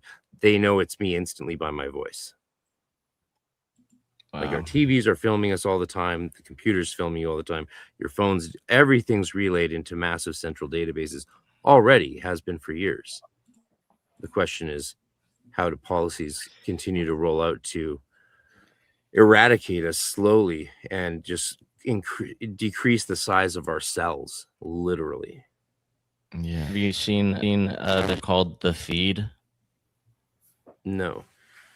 What's that? It's basically about people have implements that allow them to like access their social media and like go shopping and like access the internet and data. It's it's like a chip that is like embedded in you or whatever. But it obviously it's all the inevitable ways that things go wrong, and like people like getting like hacked, and like how they like manipulate people based on their if a chip is linked to your neurons, I mean, at the point you're basically kind of handing over your brain. I mean, I don't think they need chips. People are already handing over their brain to AI, right? The rapidity of neural degeneration when you allow AI to think for you. Like, people have been like, oh, you shouldn't use it for thumbnails. I'm sorry. It saves me 10 hours a month. That allows me to do streams. Fuck off. I'm not going to let it think for me, though, because I have looked into that. The neural degeneration is within hours. Your neurons start dying off, right? Neurons that fire together, wire together. We've been saying that for a long time. Well, you need those neurons in the first place. And if you offload cognitive load to machines, you dwindle and die. So that's the key thing that we can't lose. If you want to be, that will be the 2-class system going forward. Those capable of cognition and those not. Those with critical thinking and those without it. And it suits the people in power just fine if everybody has decreased cognition and their mental muscles, so to speak, atrophy, and they need somebody else to think for them, because that's the whole idea, isn't it? And like, it's kind of the way that I look at the, this new world order or whatever. It's not necessarily, like I think RC was getting at, it's not necessarily like this new government comes about and it's like the world government, and it's this global tyranny that's implemented like a 20th century political movement taking power. It's like, it's the slow creep of more and more surveillance, more and more cameras and microphones, more and more things being online, and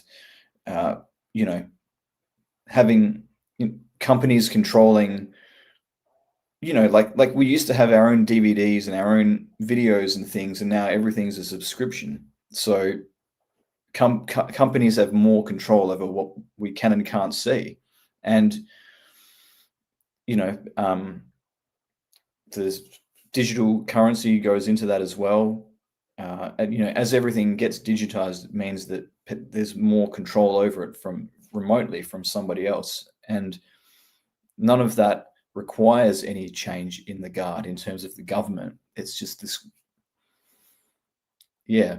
creeping kind of like enmeshing of everything with this control system that's seems to be how things are moving.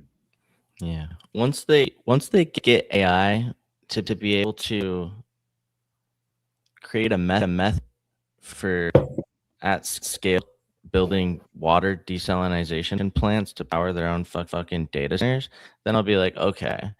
But like all this going on right now, they're basically talking about rationing people water, power the data centers for AI in the name of convenience.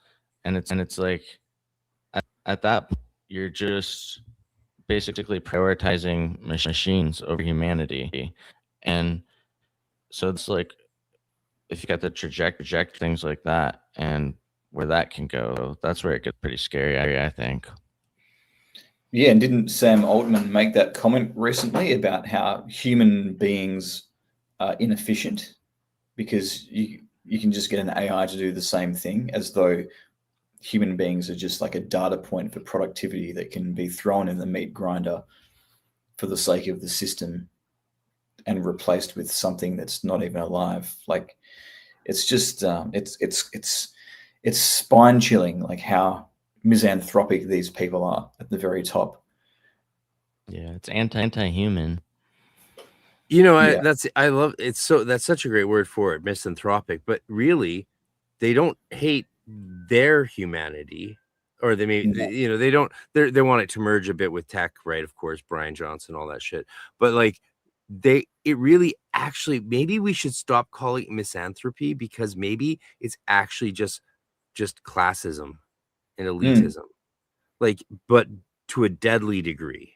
That's the thing. Like, we need maybe a new word, like what do you call it when something's fatal? There's a bunch of good words for that. Something, something fatal elitism, or something fatal classism, toxic. Pathological classism, a toxic class, murderous, like genocidal classism. I think the word phrase genocidal empathy has been floated by a Canadian academic. Was it genocidal empathy or something similar? Someone on the chat will know. Suicidal empathy? Was that suicidal the one empathy? Yeah, that's the one. Gad Sad. Yeah, Professor Gad Sad, who's a great professor out in Toronto, I think. Yeah, it is very anti-human, but only they just want the throngs, right? They want thralls, obviously. And that's what, it's funny how, the crisis of our time really hinges on the spiritual and theological issue. Because I remember 25 years ago when I started seminary, everyone was like, who cares about religion? Why would anything you study there ever matter for the future of our world at all? And guess what, Grandma? Turns out theology and understanding religious belief and how that cognizes neurologically into action kind of matters today. So my master's thesis was not in vain. Get it today on Amazon. The Ethics of Understanding God, and God is crossed out. Turns out I didn't waste my life, because this is the problem and the solution. Yeah, and I would go so far to say that it is the most important thing for a civilization to have. And without it, that's when everything starts to really fall apart. Hence the current time that we find ourselves in now. Someone says Professor Godsad sucks. Maybe he does. I don't really know his work, but the phrase suicidal empathy, I think, is very apropos of today and what our governments are doing. I mean, letting murderers and pedophiles and rapists go free because it'll interfere with their immigration status. Come on. Get yourself on. cop on. Old people in Ireland used to hit me hard in the head when I would say something stupid, because they're Irish and it was 20 years ago, and they would say, cop on, you bally, cop on, like, come on, don't say something silly. They didn't mean it as offensive. They just wanted you to cop on, right? It was a harsher time. The sunny, dewy slopes of 2005, when you could smack a stranger in the face and tell them to wake the fuck up, and they just smiled and said thank you.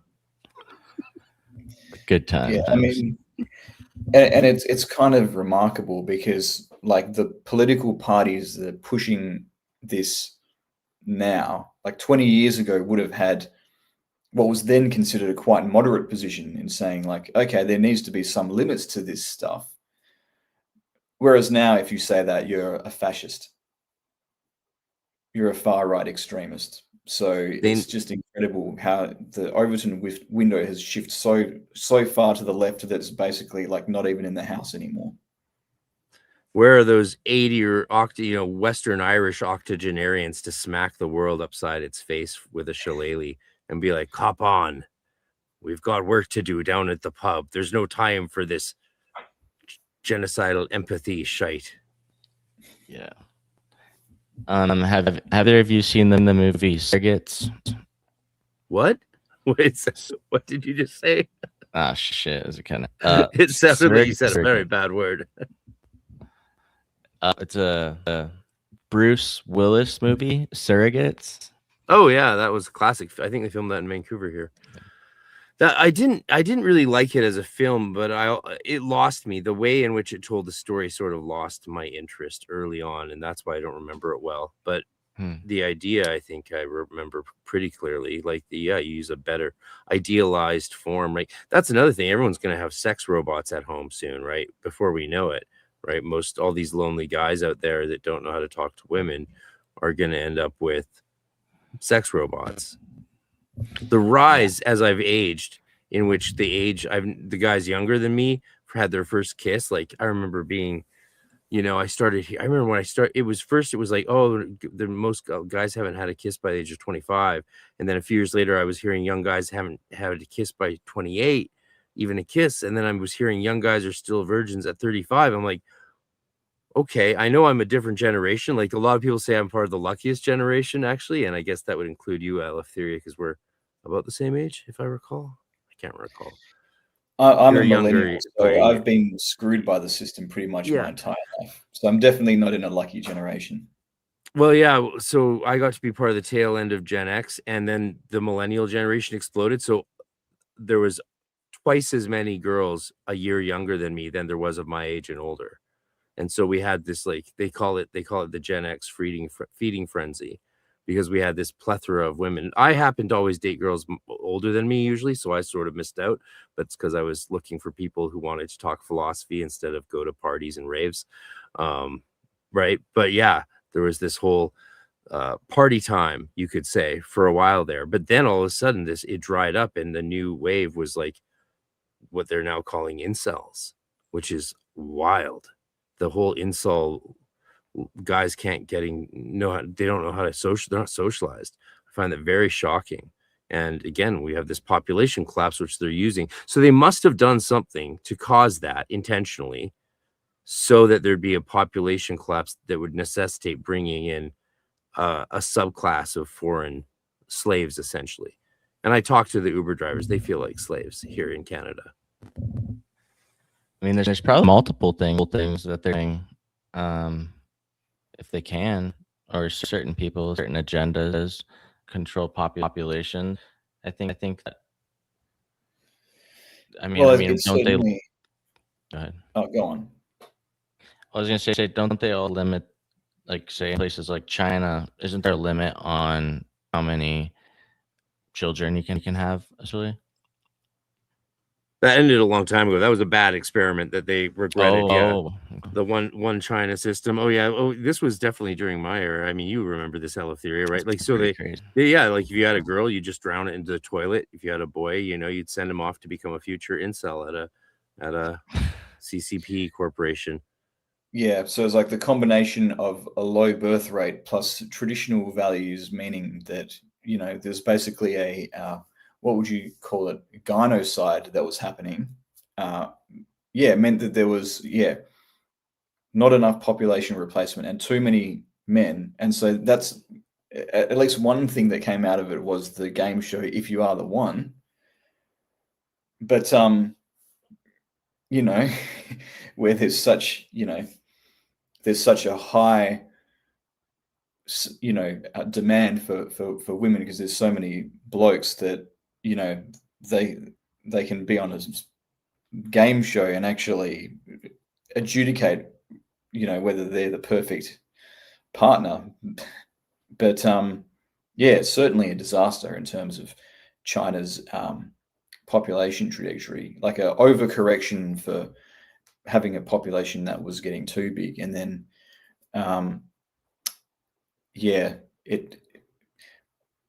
we haven't learned that lesson yet in Western countries, but I would say that we're about to learn it, but our population's still growing. It's just not by people having children. So definitely things are changing in quite a significant way. Isn't it atrazine, something like that, that they found in the water supply that changes? I think Alex Jones, she's like, they're making the frogs gay, but it was like they're putting atrazine in the water supply of somewhere, and it changes, kind of like a hormonal shift to where it changes, like I think it like makes you, at least and in the studies, it made the frogs attract to the opposite sex or something like that. And so I think the idea is that they used it as a way to decrease breeding. I don't know if you've heard that, but. Well, there are all kinds of forever chemicals that in our environment that some of which affect fertility, some of which cause cancer. So, industrialization has got to a point where we're just poisoning ourselves constantly.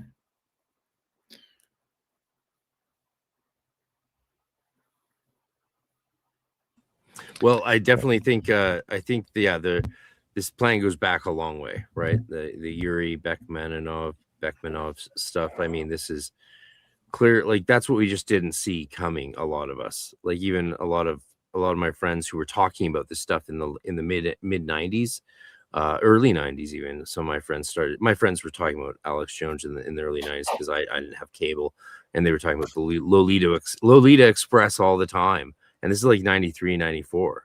That's when they would joke about it, and then we'd get back to playing Dungeons and Dragons or whatever. Who's Yuri Bekmanov? That's an interesting clip. That would be one worth watching and reacting to, actually. He's a Russian spy who defected. Yeah, he's spy, and then he laid out on camera the whole plan, the multi-decade plan of Russia to destabilize the West, and it's exactly what we've seen happen. So it went viral a few years ago because it keeps repeatedly going viral over the years, because every once in a while people are like rewatching, like, wow, we've done a new stage of this. Now we've done the next stage of this, and now we've done the next stage. So it was communism's fault. It was the communists. I don't even. I'm trying to think if there's any debate about that point. I don't think I've seen any debate about that. Well, whether it's AGB communists or communists on university campuses, tomatoes. I think destabilizing the Europe and North America was definitely been in the works a long time. Bezmenov, there it is, Yuri Bezmenov. I haven't heard of that guy, but I think I've heard that name, but I never knew what it was in regards to. Oh yeah, first you want to destabilize gender relationships and use that to attack the nuclear family, disrupt that, weaken the male population through additives in food and water supplies, dumb down the population with the stuff in our water, which is true. Vancouver, we're lucky that we're one of the only cities in Canada that didn't, what's it called to its water? It's probably good I'm blanking the name. Fluoridate the water It's probably why I got to grow up so psychical, because we use it to make our enemy. We've been using it to make our enemies dumb for a long time, and it's been used against us for a long time. There's a famous Parks and Recreation episode where that's all about promoting fluoride. The whole point of it is to promote fluoridation of water. It's really shocking, and I don't know if it actually shrinks your pineal gland and reduces your access to the spirit world by lowering your DMT production endogenously. I don't know if that's scientifically true at all, but we do know it makes you dumb. It lowers your IQ, a standard deviation. You grow up drinking fluoride. So damn it, I could have got a better grade in math. Wait, no, I had no fluoride. Damn it, it's my fault. Oh my God, I'll be right back. Should use your psychic curse for that one. See, the problem with that is if my IQ was a standard deviation higher, I would not be able to function with other people at all. I would just be like, I would just be like hiding in a house my whole life and not being able to interact with people at all. Well, that just goes to show that those IQ things aren't necessarily all there is. Yeah. I think that I don't know if they factor in like emotional intelligence on those, but I feel like it's a pretty big factor when you look at intelligence as a whole. Yeah, and there's creativity as well, which goes into it. And the latest studies of genius, they kind of emphasize that it's not just about IQ, it's IQ plus creativity plus a drive to do something different. And you can have a relatively low IQ that wouldn't be considered genius level, like in the 120s, like one of those physicists had, but still be considered a genius because of those other things interacting. But yeah, very interesting. But I yeah, wonder certainly, if like people that do have psychic abilities, if there is any differentiation with them and their IQs being higher or lower, or if it doesn't matter. I wonder if there's anything to that. well, there's that whole thing about GATE, right? And like The this GATE stuff coming programs? out, how all the gifted and talented programs were just a front to recruit kids that I like that one. Yeah, more of a disposition towards having psychic abilities. And I have my own theory about that, which might be biased by my own subjective experiences, but I actually think what they were looking for was kids on the spectrum, because if you're on the spectrum, you've got less of a neurological, what's it called? Neural trimming, I think is called, where basically the brain has this natural process where it trims the neurons so that you're not overwhelmed with information all of the time. But a autistic person's brain can't do that. So it's like a forest or a shrub growing wild, but in terms of neurons. And so if you have that level of interconnectivity, then that would help you to perceive more things than other people, whether that's on a psychic level or not. So I think maybe that's what was happening with the GATE programs. Have you? What do you think about the programs, RC?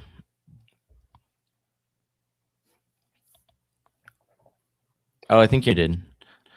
I didn't mean to cut you off. I don't know much about them. I don't know much about the GATE programs. I've spent a few dozen hours looking into them, but not much.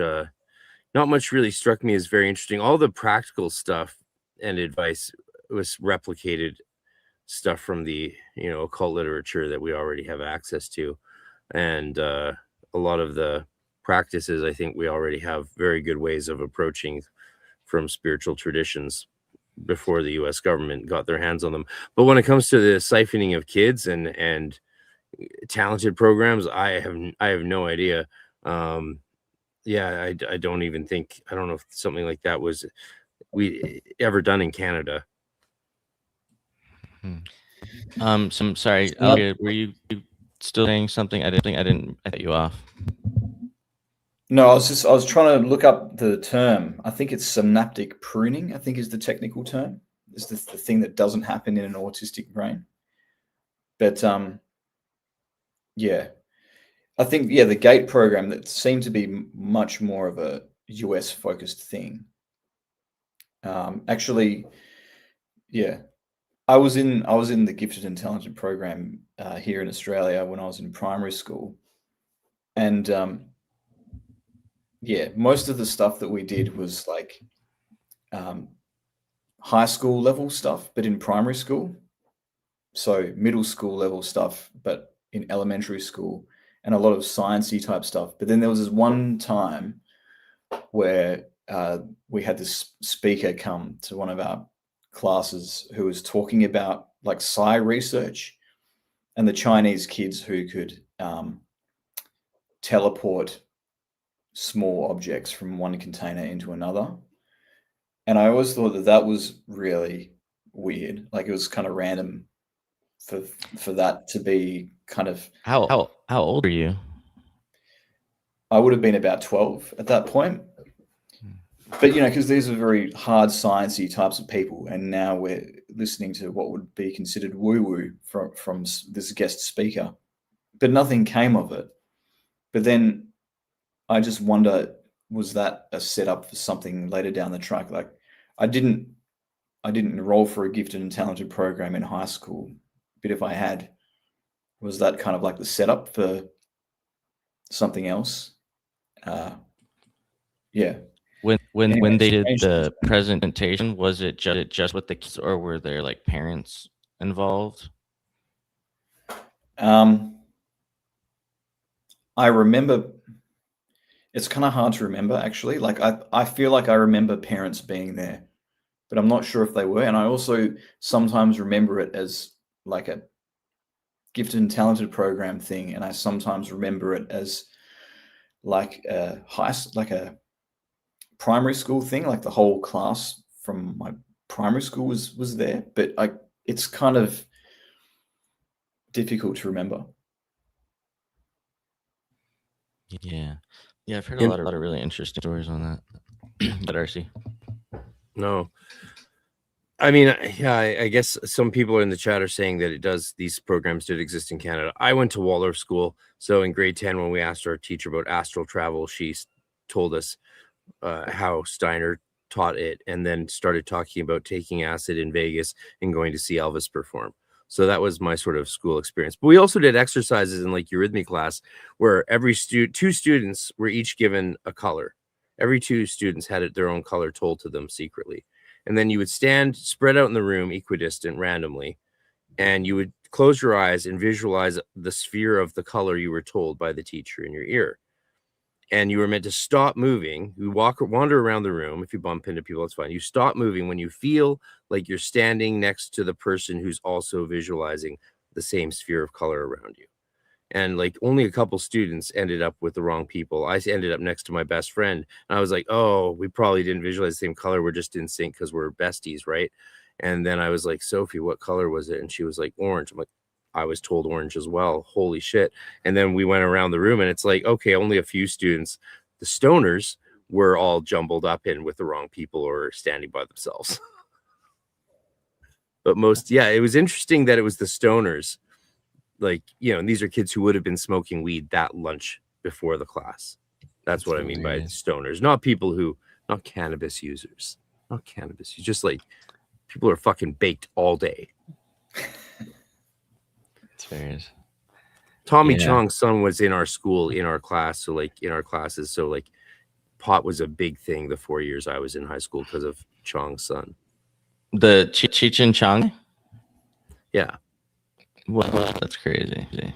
Yeah, and the school didn't ban it, didn't punish us for people. I didn't do it, but for kids smoking weed because he was in our school. Right as soon as he graduated, 2 students like lost their honors awards for smoking pot. But while Tommy Chong's son was there, it was a go for it. The teachers couldn't justify debating that in PTA with Tommy Chong. I've got a question I want to ask you guys. What's your take on that Dr. Oz guy? Is that him? I just know him from Oz? American infomercials, and now he's in some government role that you guys have. He's like considered a mentalist, I guess, but he's able to like. Dr. Oz is no, he's a medical doctor. Who am I Isn't talking he like about? a fake TV doctor? You're thinking of Like, someone else. Who's the guy that was just at the Trump thing with Mr. Melania or whatever when the guy ran the gun? He goes on all these podcasts and like he'll guess names that they're thinking about. I think it's Oz the mental. Oh man, I would love to get your take. Yeah, Perlman. If you haven't, I mean, mentalists generally explain how they do what they're doing. Yeah, it's pretty easy.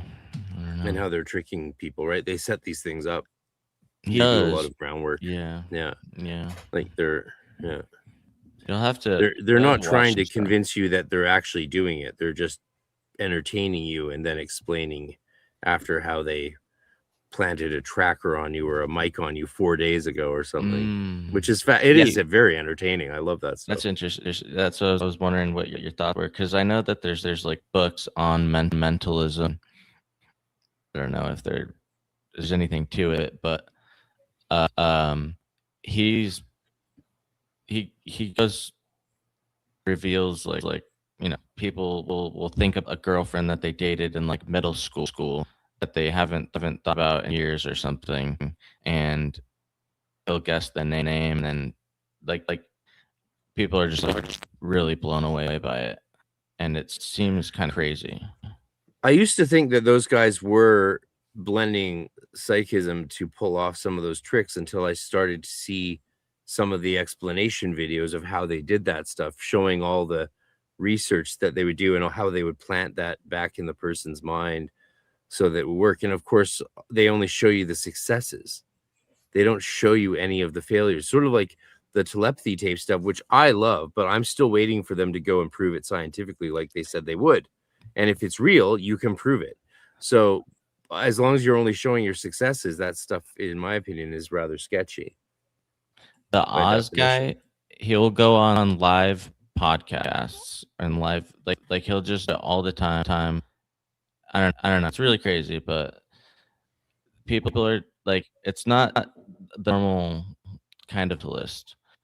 That is he actually claiming to be psychic? Because my understanding of mentalist is not at their all. whole thing is that they're like, no, I'm not psychic. I'm tricking you. You just don't know how.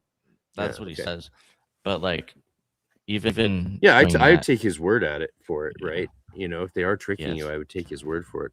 I doubt it's like some psychic, like Lord of Illusion, secretly able to fly, pretending to fake flying while actually flying. I think if these people could really had demonstrable psychic skills, they would go and prove it, like most people with psychic skills do. I mean, if you look at the telekinesis training going on, mental training, mind sight training, those people they produce courses. They go and demonstrate it, and they demonstrate its limitations in particular, which is what is most interesting. Like, how far can it go, and how far have we not been able to make it go?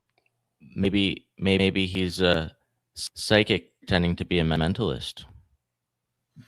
Well, like I said, I used to think that until I started seeing some of these guys explaining how they did it, and it's like, okay, if you're putting like all that work into it, then of course, yeah, that's really impressive in just another way. I mean, you know, my illusions, my illusions. Yeah. Have either of you seen Battle of the Fates? It's like this Korean TV show, and basically what it is, it's a game show, and it's a competition like MasterChef, but with psychics. So like they have like a bunch of like traditional Korean shamans, which are really cool, and then like shoju, no, I'm thinking of the drink. What shaju, I think it is their method of divination. And then there's other people that read tarot, and they're bringing all these people in to read different people and situations, and whoever gives the most accurate reading moves on to the next round. And it's it's quite quite an entertaining watch. Yeah, so I'm convinced anyway that people want the name of the show. Things. Battle of the Fates, I think it is. Let me just check that. RC. That's me. Do you have or both of you like a method for training psychism that you feel is something that is pretty potent that you would recommend? Like, how would you, if somebody wanted to train their psychic abilities, what would be like what you would recommend to them? For me, it totally depends on what. Like, it's a wide field. Like, training your ability to feel, or first of all, finding out how you interpret your senses is important, because otherwise people spend ages trying to see energy when in fact it turns out they could feel it all along, and they should have focused on that, and then the seeing will come, right? You find out, in my experience, and it is, I can say it's vast, you find out your main sense and focus on that sense, and the other senses move along with it, with its development. So you can't, if you're a feeler, you can't push the seeing. You have to focus on the feeling, and then you'll start to see more. But that's a whole different field versus, say, practicing mind sight, which is something I've been working on intensely the last 4 or 5 years now, and had tremendous success with. I'm working towards the point so that I can read what's written on a piece of paper completely blinded. I can easily tell how many fingers someone's holding up, and I'm not guessing, I'm not intuiting it. I see it. Like, I see the difference. It's like I'm seeing a blackness, but then I see the aura around the fingers, and I've done it over and over, and there's never a failure, because I'm not guessing. I'm just telling the person what I actually see, which is how many fingers they're holding up. So you can develop that stuff with practice. Yeah, there's a really popular guy. What's his? Sean McNamara does that. He teaches, lots of people teach that though, but he also does interesting work in the telekinesis field. And I used to teach it back at our temple in Vancouver, using dowsing rods, copper dowsing rods. I have them lying all over the place, different pairs. And you can do that. And there's several stages of development to working with those.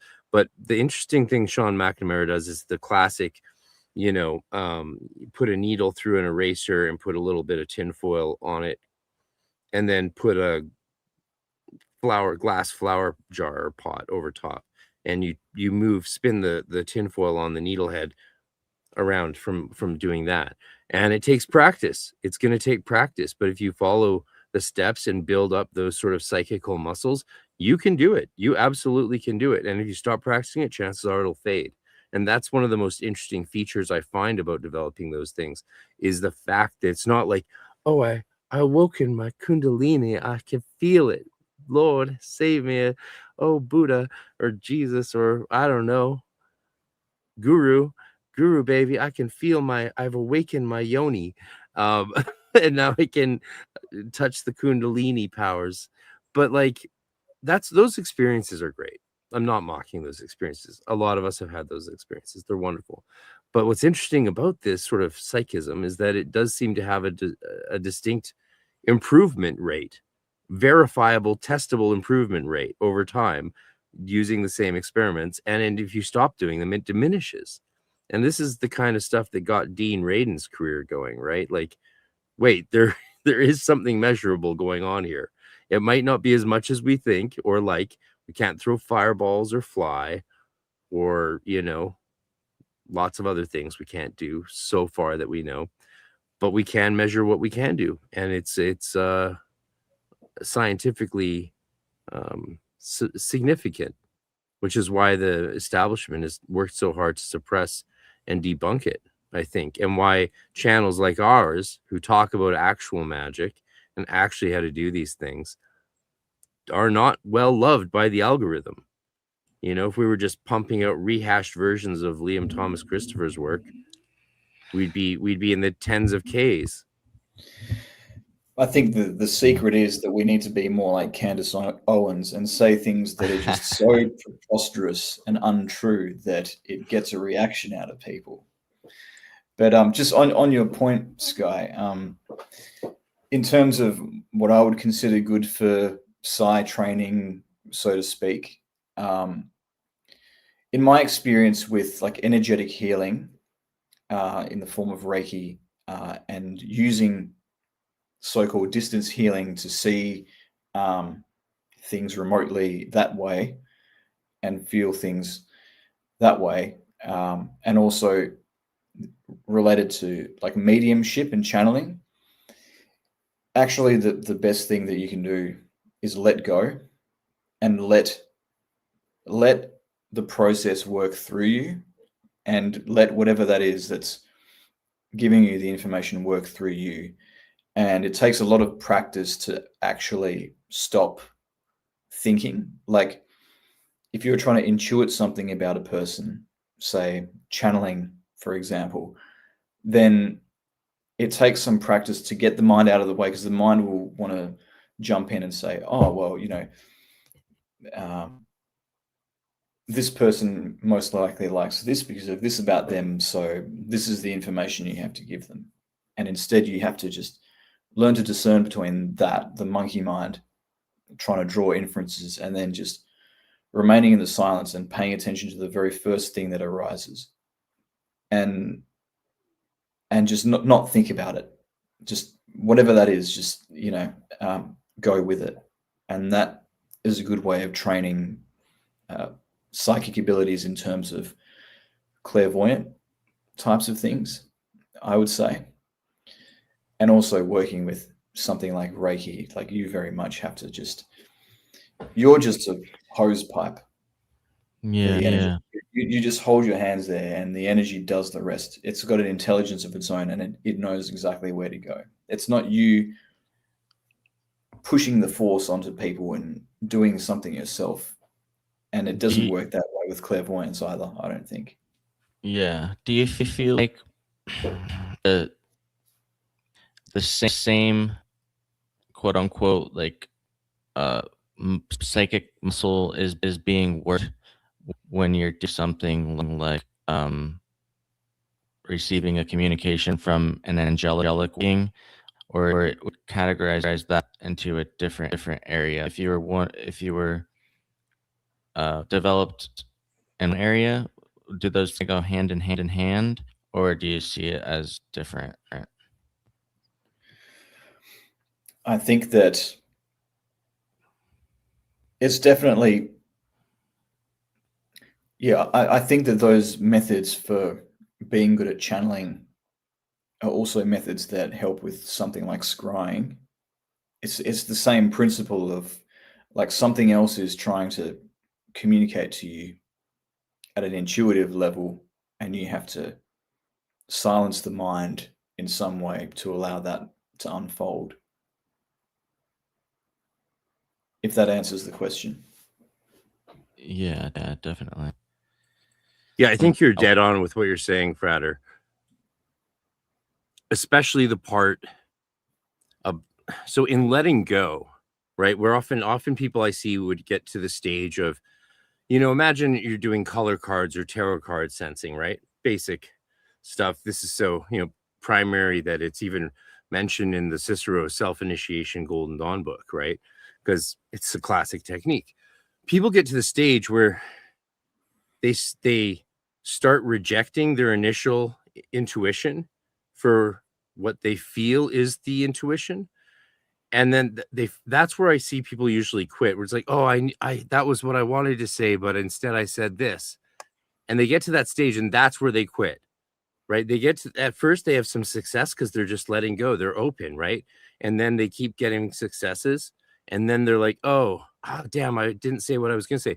And that's where I think the first step of training comes in. That's really significant, where it's training people. And this is where a lot of our orders practices help, right? Meditation 1, focusing on a point, all this stuff, letting go of thoughts, learning to understand your consciousness and how you as a unique soul experience your entire psyche and sphere of sensation, so that you know the difference between those feelings. I call them feelings because that's how I translate all of this stuff, including visual stuff, which has allowed me to have visual stuff. And it is completely visual. It's just I accessed it through a deeper connection to my emotions. Who needs the meme? You got me. Just let me put on some blackface. No. Wait. I'm gonna play the meme. My emotions!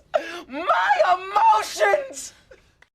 So through your emotions, through my emotions, I can get a visual impression of what I'm seeing, and that's true to that thing, right? But you got to stay in that open state. And then once you lose that sense, you have to retrain to identify what it is. So then you have to, that's where you're marking down your targets and how often you hit your targets with remote viewing or with color sensing, with even scrying practices. Because you start to notice that the ones that you're missing, you felt a certain way. And then the ones you hit right, you felt a certain way. And you start to identify what that state is. And that's like taste testing your noose. It's like taste testing and getting a real palette, developing your astral psychical palette of soul sensitivity, or of what Steiner would love simply call inner knowing, because these guys really detested any pretension. Honestly, they were not into the pretension. People like Steiner and the Anthropocists really rejected the pretensions of the magical orders of their day.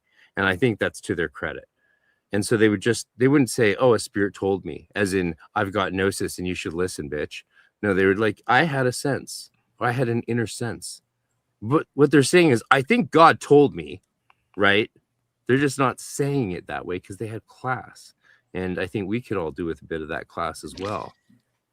Yeah, I think that it's interesting to think about the discernment part in regards to taking in emotions and sensations, because I've always thought about the idea that one person might have the impression, and another person might have completely different impression, oppose each other, and they both be saying that they believe that the valid intuitive impressions that are meaningful to them, they are the opposite. And then so how do you discern what one is the right word? You know what I mean? That's such a key issue. So that's where targeted work comes in. That's where silly things like moving a piece of tinfoil on a needle on a eraser inside a clear flower pot are less silly. That's when, mindsight's never silly, in my opinion. People, if someone can blind themselves and read shit, that's amazing. Or walk around the city and not die. That's very impressive. And there's people out there that do that, and it's very impressive. Good for, keep it up, folks. I'd love to be with you all there someday doing that. But with targeted work, like doing the telekinesis exercises, right? So you really know when you're feeling the right feeling, when you're sensing and tapping into that right thing, because you have a visible evidence of it. Just like with card sensing or color sensing, you know that you hit the right target, right? The person or the card confirms that you were right, and you need to identify that feeling. But with the telekinesis stuff, when it starts moving around, you're feeling exactly that feeling that you want to be feeling for all psychical work, in my opinion. So that you're seeing that you're in that right zone. You get a very real sense of what that zone is like, because that thing is spinning around, and there's no scientific reason for it to be able to do that according to modern physics, unless consciousness perhaps is possibly real, or spirits are real, or something is real. But that would change all of modern physics. That would upend all of established science. Have you Universities witnessed or experienced explicit telekinesis? Yeah. For a long time, I focused on that a lot as a teenager. Went to psychics to learn what they could tell me about it. Started demonstrating it in Golden Dawn temples. So much so that I started teaching it to practici in 3=8, and other temples were like, "You can't do that." I'm like, "Why can't I teach a class on this?" They're like, "Because you can't do that." I'm like, "Well, we're doing it in class, and you're welcome to come." Right. And it was very controversial.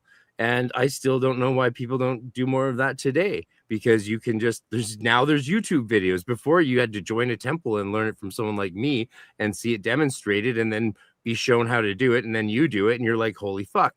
Now you can learn it off YouTube and like fucking Mindsight, Sean McNamara. There's lots of good teachers out there. Well, maybe there's not lots. He's definitely a good one. And I remember the first time I ran into one of his disciples. And he had the setup in his room at his desk, and he's like, here's my setup for the telekinesis, but I've been having a hard time recently. And I said, really? He said, yeah. And I was like, okay. And it just started spinning around really fast inside its thing on the desk. And he looked at it, he's like, is that you? I'm like, yes. And so what I was doing was I was visualizing the wind outside the door coming in. I was visualizing myself as the thing itself. And I was allowing those two things through my will to just sort of be one. And then I, did some internal exercises and temporarily felt like I ceased to exist. And it just started spinning. Wow.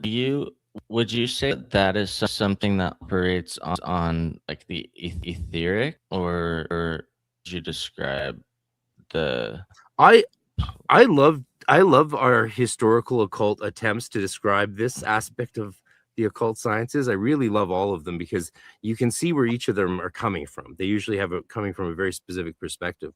But the fact is, you just spend decades trying a bunch of different stuff, and then you start to get a sense for it. And then, God willing, sometimes you're gifted the freedom or of spirit to actually do this stuff. And the reason the guy didn't freak the fuck out was because he had done it before himself. But he hadn't seen someone else do it in real life. It was only him. He was the only one he knew who could do it. I've heard this thing described. I don't remember what author it was, but it was something about like sympathetic magic. Say like if a person is walking, and then you kind of like you trip to like, or you visualize them tripping or something, and they like it's like a transference of I think it's called sympathetic magic. Do you know what I'm talking about?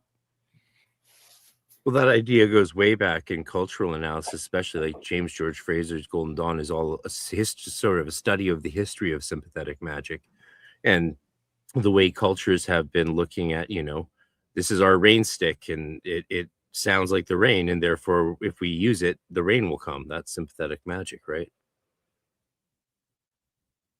Have you ever known someone that's extremely advanced to the point where it's really blew your mind? Sorry, say that again. I was distracted by this hilarious comment. Teek says, thank you for being a channel member. Listen, if not for YouTube, I would be a frustrated occultist. Isn't that amazing? Isn't that amazing? That's amazing. Like, for all we mock the culture today, dude, we wouldn't be friends 15 years ago, and in the 80s or 90s we wouldn't probably have met. So yeah, this stuff's amazing. Someone has a good question, but you ask your question again. I want to hear that. Oh, I was curious if you have any personal stories of if you have known anyone that has had very extreme abilities to perform sympathetic magic, like at a distance, or psychic abilities that were just very profound that have like kind of shocked you. Well, they seem like two different things to me. Sympathetic magic is just the aspect of magic using sympatheia, and that goes from Golden Dawn correspondences, grimoire correspondences, hierarchies of spirits, right? I'm not sure the connection of that to say psychism. Yeah. Like, see, I'm not convinced. Okay, so here's the reason I don't make the kind of descriptions of how psychism works that a lot of psychics do. Because I'm not convinced it is what we think it is. I'm not convinced that it's actually our energy doing all of this. It might be our spirits. When I'm told I can read someone's mind and prove to them that you can read minds, which it's something that tells me I can do that, and then I do it. And then the person's like, that's impossible, but you just saw it happen, so it's not. But it's like someone's telling me I can do that, giving me permission. It's like there's a voice in my head giving me permission, and then I can do it. So I'm not convinced it's actually our prana or life force that's fully in charge. And Scott Stenwick, to his, again, massive credit, presenting at EnokiaCon this year and doing a crazy ritual workshop for those who are interested. Definitely get your registration in before it's too late. Scott Stenwick covers this in his basic Enochian work.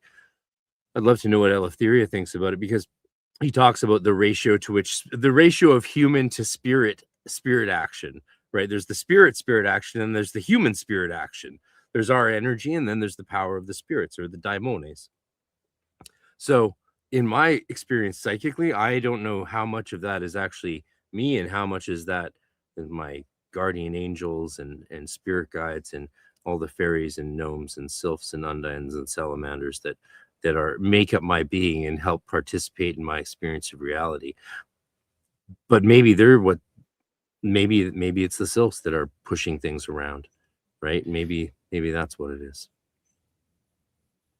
I think from my perspective, I've just had to move around a bit and shuffle stuff around because my laptop was about to die.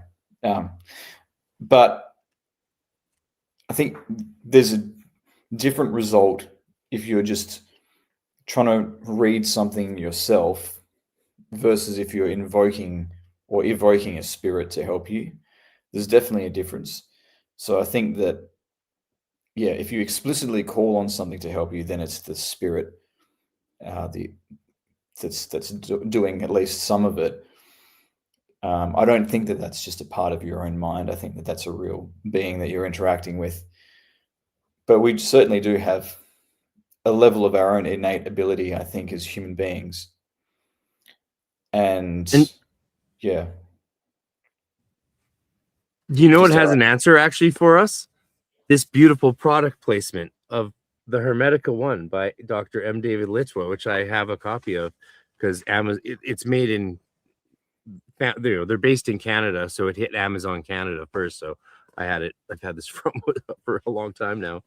The argument of the Hermetica is that, right, we do these things through our nous, which is our intuition at its most basic level, but that nous is also a daimon. It's our holy daimon. So the whole debate of whether Stenwick's debate arguably is moot, because the things he's saying, it's some of this, it's some of that. If they are at the next level, the same thing, then who cares? And I think that's why most magicians, we don't see more debate about this, because who really cares if it's how much of this is your higher self or your higher consciousness and its attendant daimones and kakudaimones that make up your being, because we are made of all these beings in the Hermetica, right?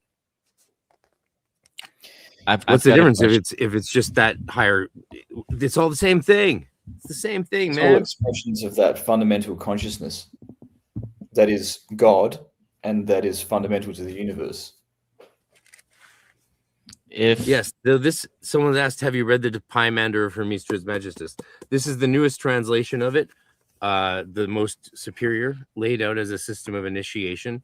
And the book has a great audio book on Audible, Hermetica 1, narrated by yours truly. Who read that? I narrated it. And do you want to see the most fucked up thing in the book? He dedicated it to me. Nice. That's amazing. So the newest and initiatory translation of the Nag Hammadi fragments from Coptic and the Corpus Hermeticum and Asclepius from Greek,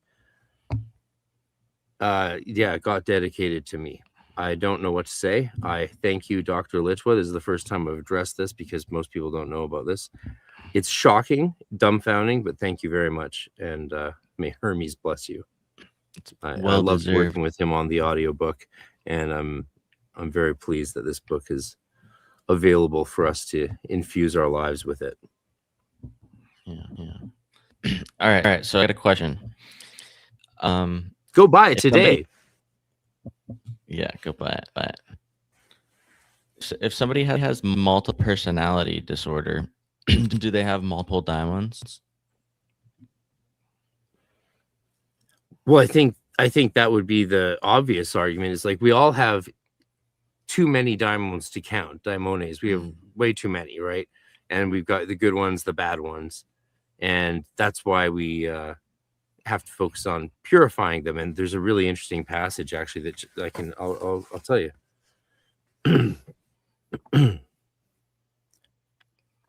What then is true thrice great?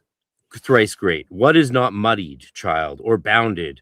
What has no color, shape, or change? The naked, the brilliant, what is comprehended from itself, unaltering, the good? What has no body?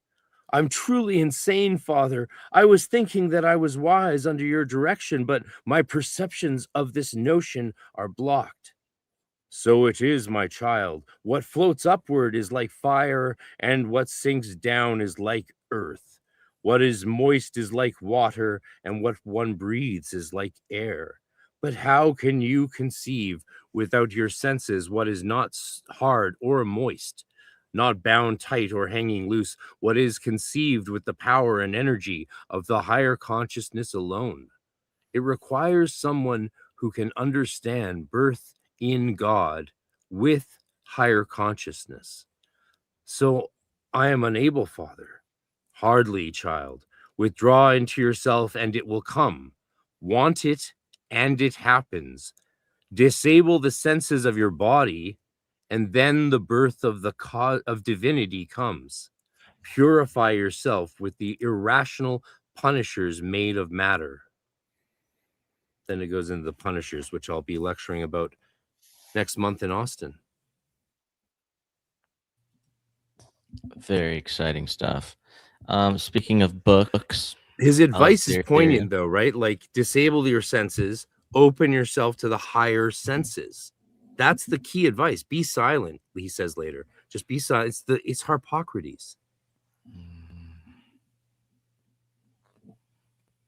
Yeah. I was gonna let you get me all excited. No worries. I'm all wound up, baby. Woo! Get wound up. I was gonna Eleftheria and speak to his book because it's coming out pretty soon, isn't it? Yeah. Book launch. Yeah. I'm having a book launch party next Thursday for me. So the 21st for me, which I believe will be the 20th for the States. So yeah, I've been promoting this for a couple of months now. If people haven't heard about it already, I'm publishing a book called The Voces Caelesti, or the Book of Heavenly Voices. It's basically a compilation of communications that I've received from scrying rituals using angelic magic.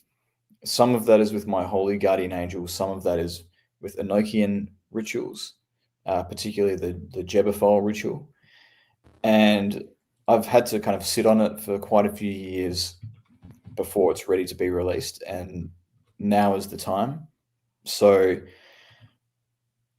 yeah, I mean, it's the amount of stuff that it covers is huge. So it's hard to summarize it off the top of my head, but I'll be introducing people a bit more to it at my online launch in just under a week. So keep a lookout on my YouTube channel for that. I'm very excited about it. Yeah. A question for you, Eleftheria. Have you ever encountered any situation where an Enochian angel communicated one thing and your higher divine genius communicated another thing, and they were at odds with each other? Not those separate entities. The message is pretty consistent, but where there have been times where something's come in that's inconsistent or something contradicts something or seems a bit false, it's usually because my own mind is interfering, because I've slipped up and allowed that to happen. So you have to kind of learn how to distinguish between the two different types of communication, and there's a bit of a process involved there as well. But no, the messages of the different angels have been pretty consistent. Some of them will talk about different things to others, but yeah, there's definitely a harmony there. Yeah. Is that even a thing? Does that happen to people? Have you heard anything like that? Does what happen? Something else interferes? Having different angelic communication being like at odds with each other? Oh, not in my experience. Angelic, the actual different angels being at odds with each other, I haven't heard anything like that. Like, yeah, say like if you received a message or a communication from one and like revealed something, and then the other one revealed something that was like counter it, or no, I just thought it'd be interesting. You mean like when the angel Gabriel revealed Quranic verses to Muhammad that completely contradicted everything that was in the Bible beforehand? There you go. It's pretty interesting.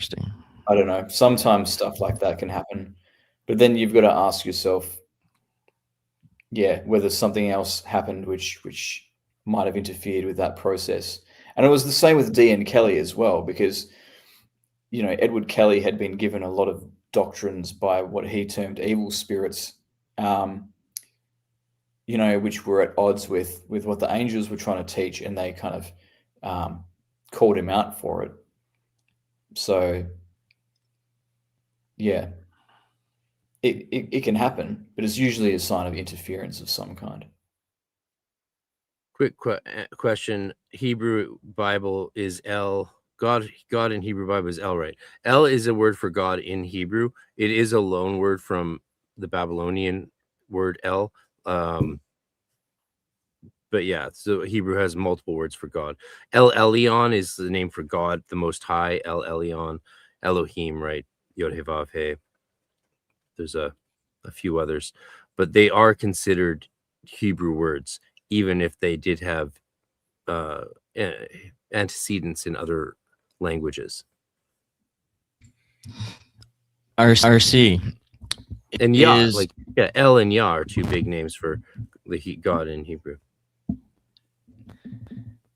Is Allah, is that just a different language for El or Is what? Yahweh? Allah. Allah is Arabic, yeah. But is it basically the same? Well, they have origin. Again, someone's saying Canaanite, yeah. Like, so again, these roots have common ancestry in pre-Judaic, Islam's way late. Islam's super late. Like, we're talking when we were talking about the adoption of the words El and Elohim. So the idea is that Yod He Vav He was the first. The priestly writers in the Genesis, the priestly writers who composed the first part of the Bible, the Genesis chapter 1, that was a much later. That's like 200 years written later than the whole Garden of Eden, when God is anthropomorphic and referred to as Yod He Vav He. So the second chapter more comes from the earlier times, but all of these, again, this is almost 1,000 years before Islam and Allah. So these names just persisted as common and similar names for God or gods in Semitic culture. That's what the thing is. People try to make more of it than it is, but it's just common roots. Yeah, and it's really interesting to track how monotheistic belief evolved over time. The Israelites didn't always worship the same God. There was a point where they worshipped multiple gods, and then Yahweh took over, and Yahweh got conflated with El, and all of this sort of thing. And then the old exactly. The Torah got rewritten about 3 different times. You've got the P source, you've got the P version, the priestly version, and then the Deuteronomy, I think. Yeah, so you have J is the Yahwist, and E is the Elohist, and that's the first part of the Bible. Then you have the Deuteronomist, and then there's other sources like G, which is the oral tradition, but it's also got a subsection referred to as Q or Quelle, which is the German word for source. So there's the idea that there was other texts that had key information that this was drawn from. All of this is textual, critical, historical theory, right? But there is a lot of it holds up really well. Like the early construction of Genesis is very hard to dispute. I mean, there's nuances and new theories that come forward every once in a while, but yeah, in general, these, like, here's a great example of a word. Adonai in Hebrew and Adonis in Greek both come from the same Ugaritic word, and this is Ugarit. This is Babylonian.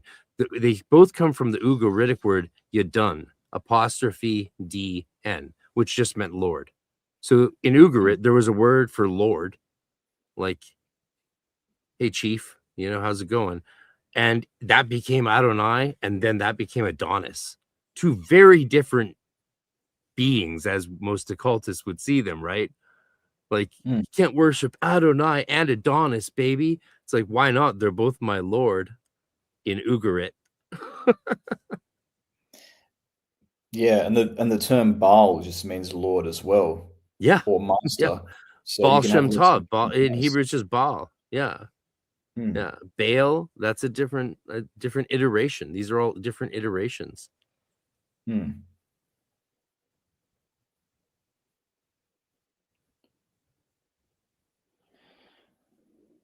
What are we? Who put this on screen? I put it up. I figured you might have something to say to that. I don't. Okay. It doesn't mean anything to me. I think that there's some. I think this guy was one of the. He was one of the sources that the Zeitgeist guy referred to. You remember when that Zeitgeist movie came out, and there was the whole thing about Jesus is the sun, and that's why all these sun gods are born December 25th and died for 3 days and all of that. I think that's what this guy is.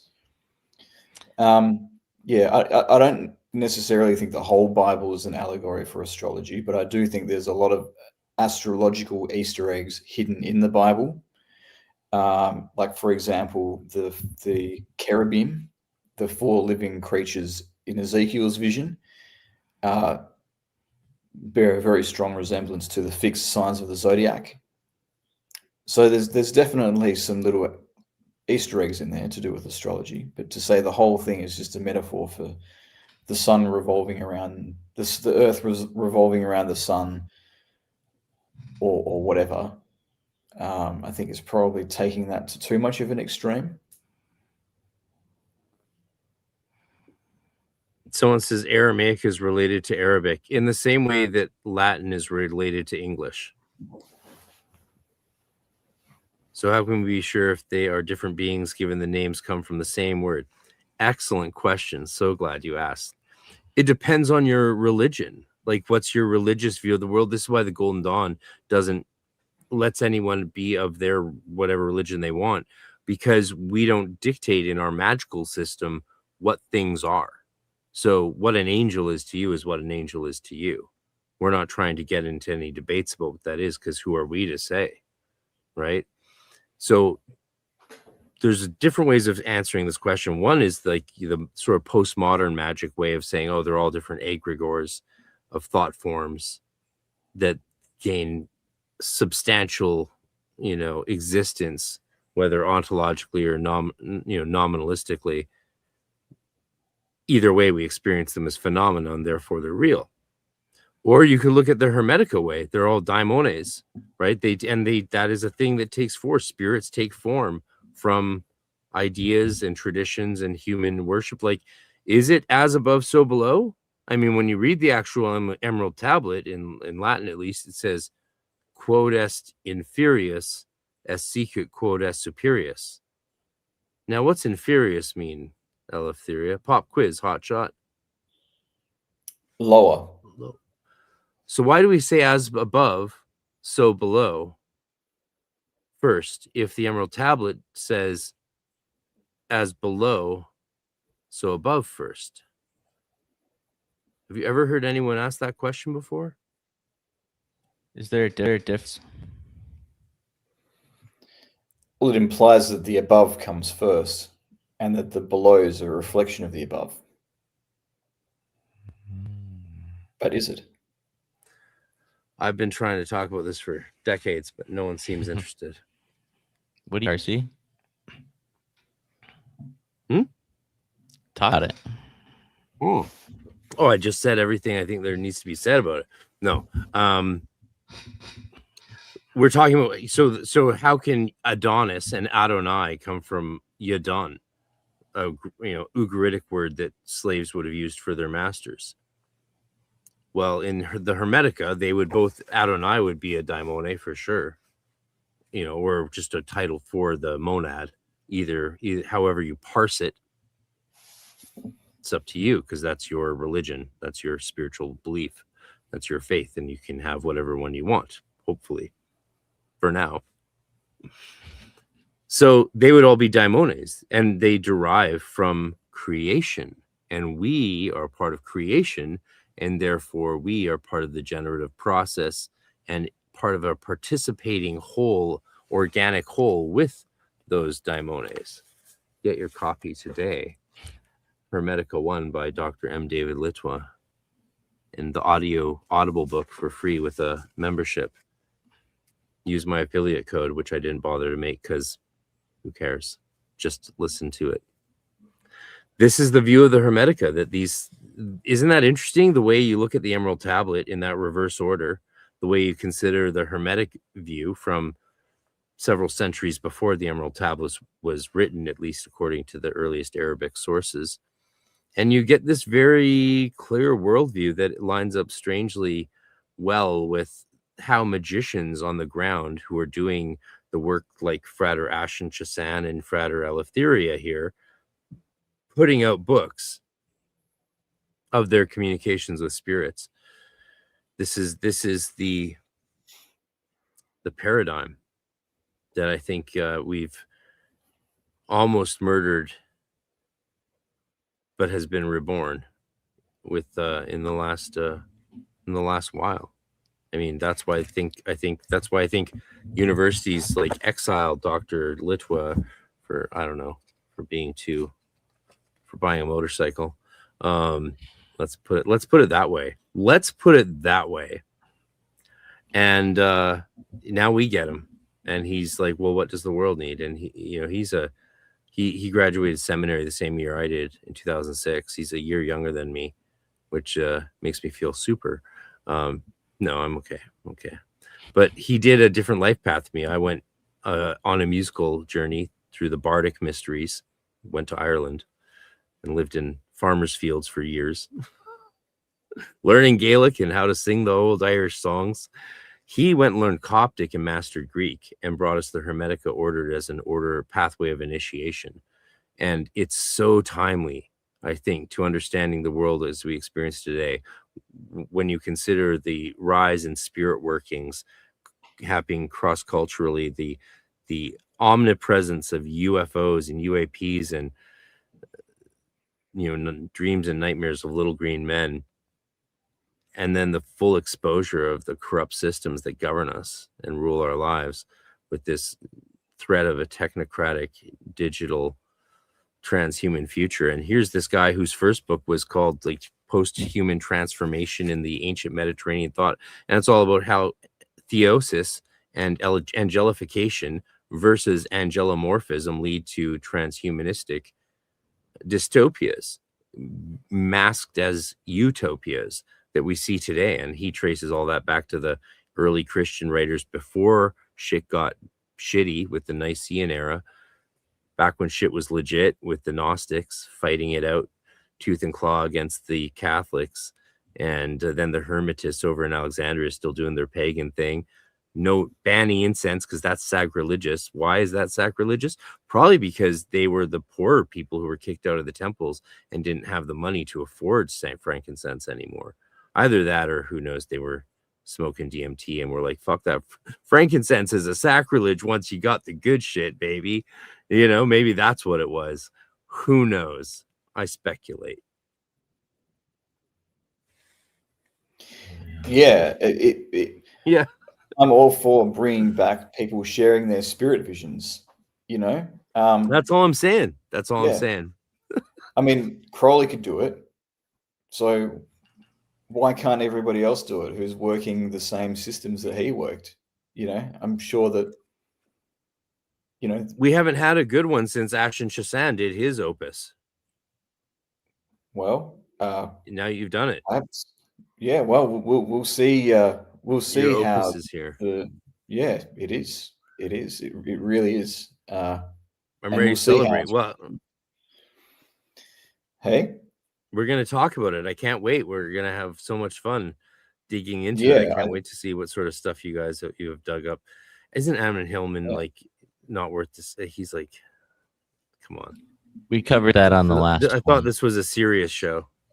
There's something really. I don't know. Sometimes I just like get a read on people, and like there's just something puts me off about his energy. There's something there that's like a little bit like, I don't know. I don't really know how to put words to it. It just it's just, it sets something off inside me. I don't know. I think he's a demon. I think he's a fucking possessed by cacodaimonese and full of shit. He reeks of it. Yeah. Clip that. But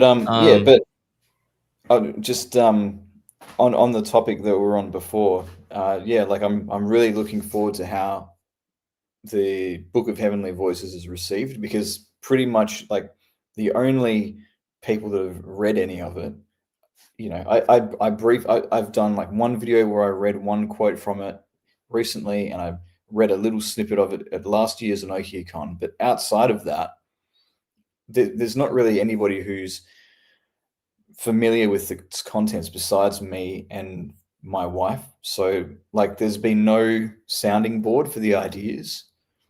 So you feel a little bit of trepidation putting something like that out, but we'll just see what happens.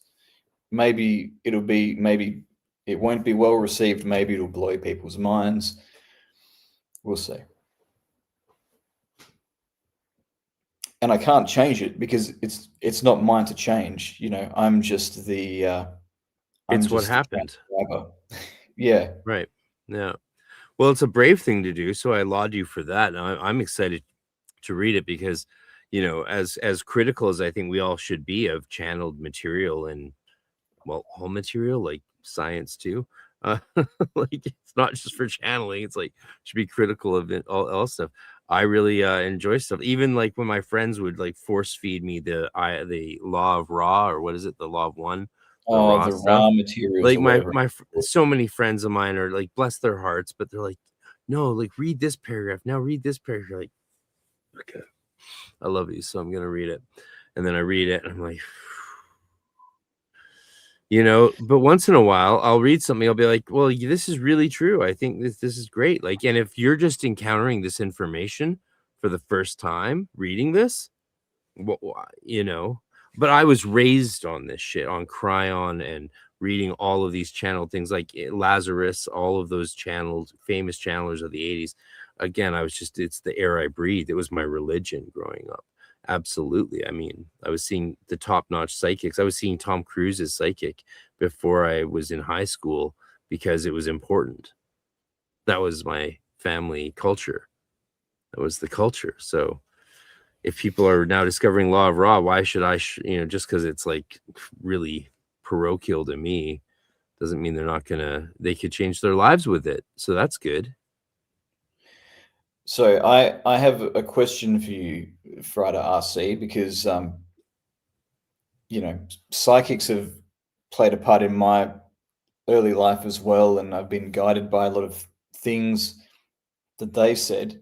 And I just wonder, have you if you don't mind sharing, have you ever been given any information about a milestone in your own life or in the way the world is going to look that is in the future that is quite significant? Oh, that's a good question. But you're not asking about my own personal life. You're asking more world, right? Well, either one.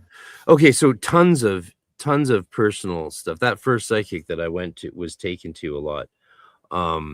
Like I got the cassette tapes that we recorded from the sessions and listened to them 10 years later with one of the chiefs of the Golden Dawn Order I was in, who's a really big influence in my life.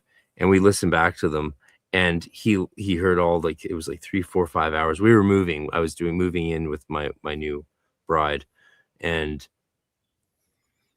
he kept saying, he's like, Frater, when was this recording? I'm like, 1993. He's like, dude, everything she said has come true in the last 5 years of your life. I'm like, yeah. Even like she said I would work with like masks. She saw me working with masks, and I was like, that's nonsense. I have zero interest in that. And then years later, I'm doing these Yeats plays, and I'm sitting there doing a plaster of Paris mask on my, not yet, but as of 2 years later, future wife's face outside of our school in my early 20s, doing these Yeats plays. And then I remembered the psychic telling me I'd be working with masks, and like almost everything in those tapes came true in my life, except for one thing so far. But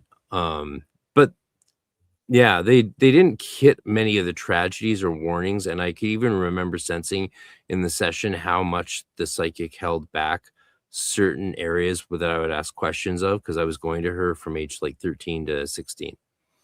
And that was the same period in which I found the Golden Dawn and all that. And she gave me advice on joining that and all of these things. And I wish I still had those tapes, but I had a home invasion and most of my property was stolen. So Wow. tons of other things. I could, if I thought about it for a few minutes, I could think of something. I could think of a few more. Actually, let me take a pee break. You guys keep talking, and maybe I'll come up with one or two more things, because I know you'd like something more global. And I think she said a few things, but I'll see about it.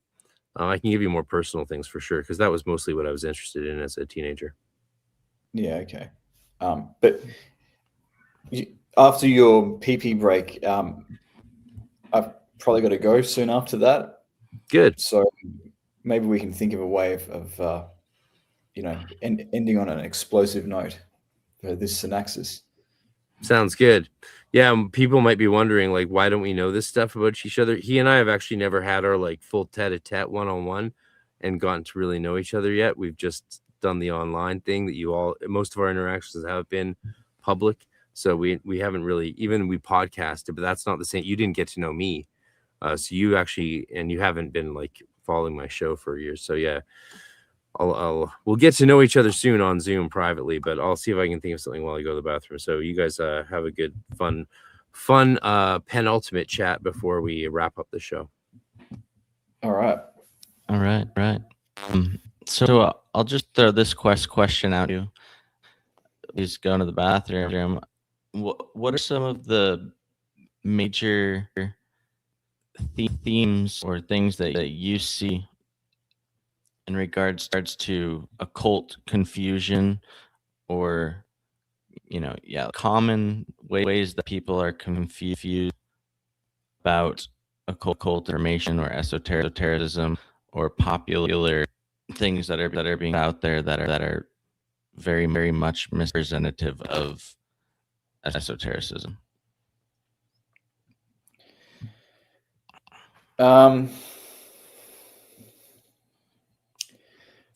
Well, I guess like the biggest thing is that like everything occult gets lumped together as something dark and spooky, like that kind of heavy metal band imagery of like Satan and 666 and all that sort of thing.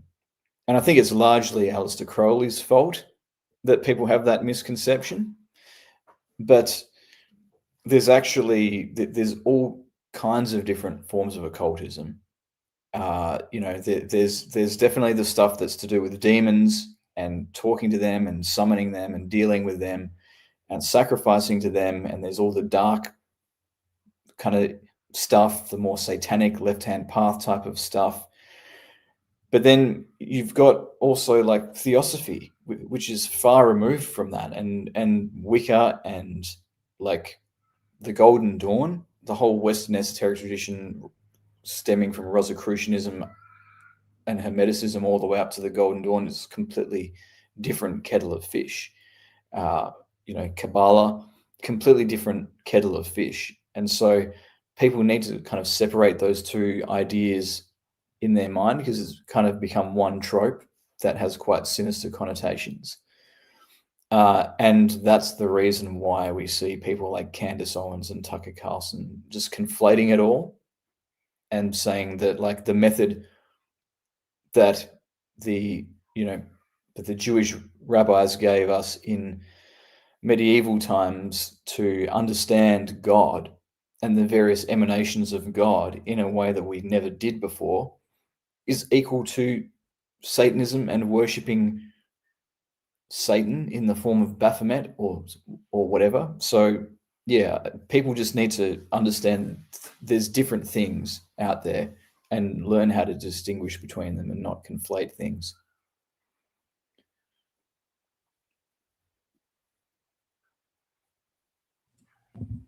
RC, did you have any time to think about your experiences? Well, yeah, I definitely have something good to end on, but I'm sort of curious what you thought about what Eleftheria was saying there. I think it's pretty much spot on. I mean, I see things all the time, little things like, particularly in regards to just symbols and stuff, and people are constantly associating a geometric shape with something that they think is evil, and is they're attaching a shape that exists to their idea of some organization, as if, or as that shape is like bound to their mental construct of what it is, because they heard somebody talk about it or like that. So things like that I just see all the time on social media. Kind of like the clip that I brought up, talk about the Star of David, or the Star of Remphan. Yes, yeah. And it's also kind of a bummer because it's the more an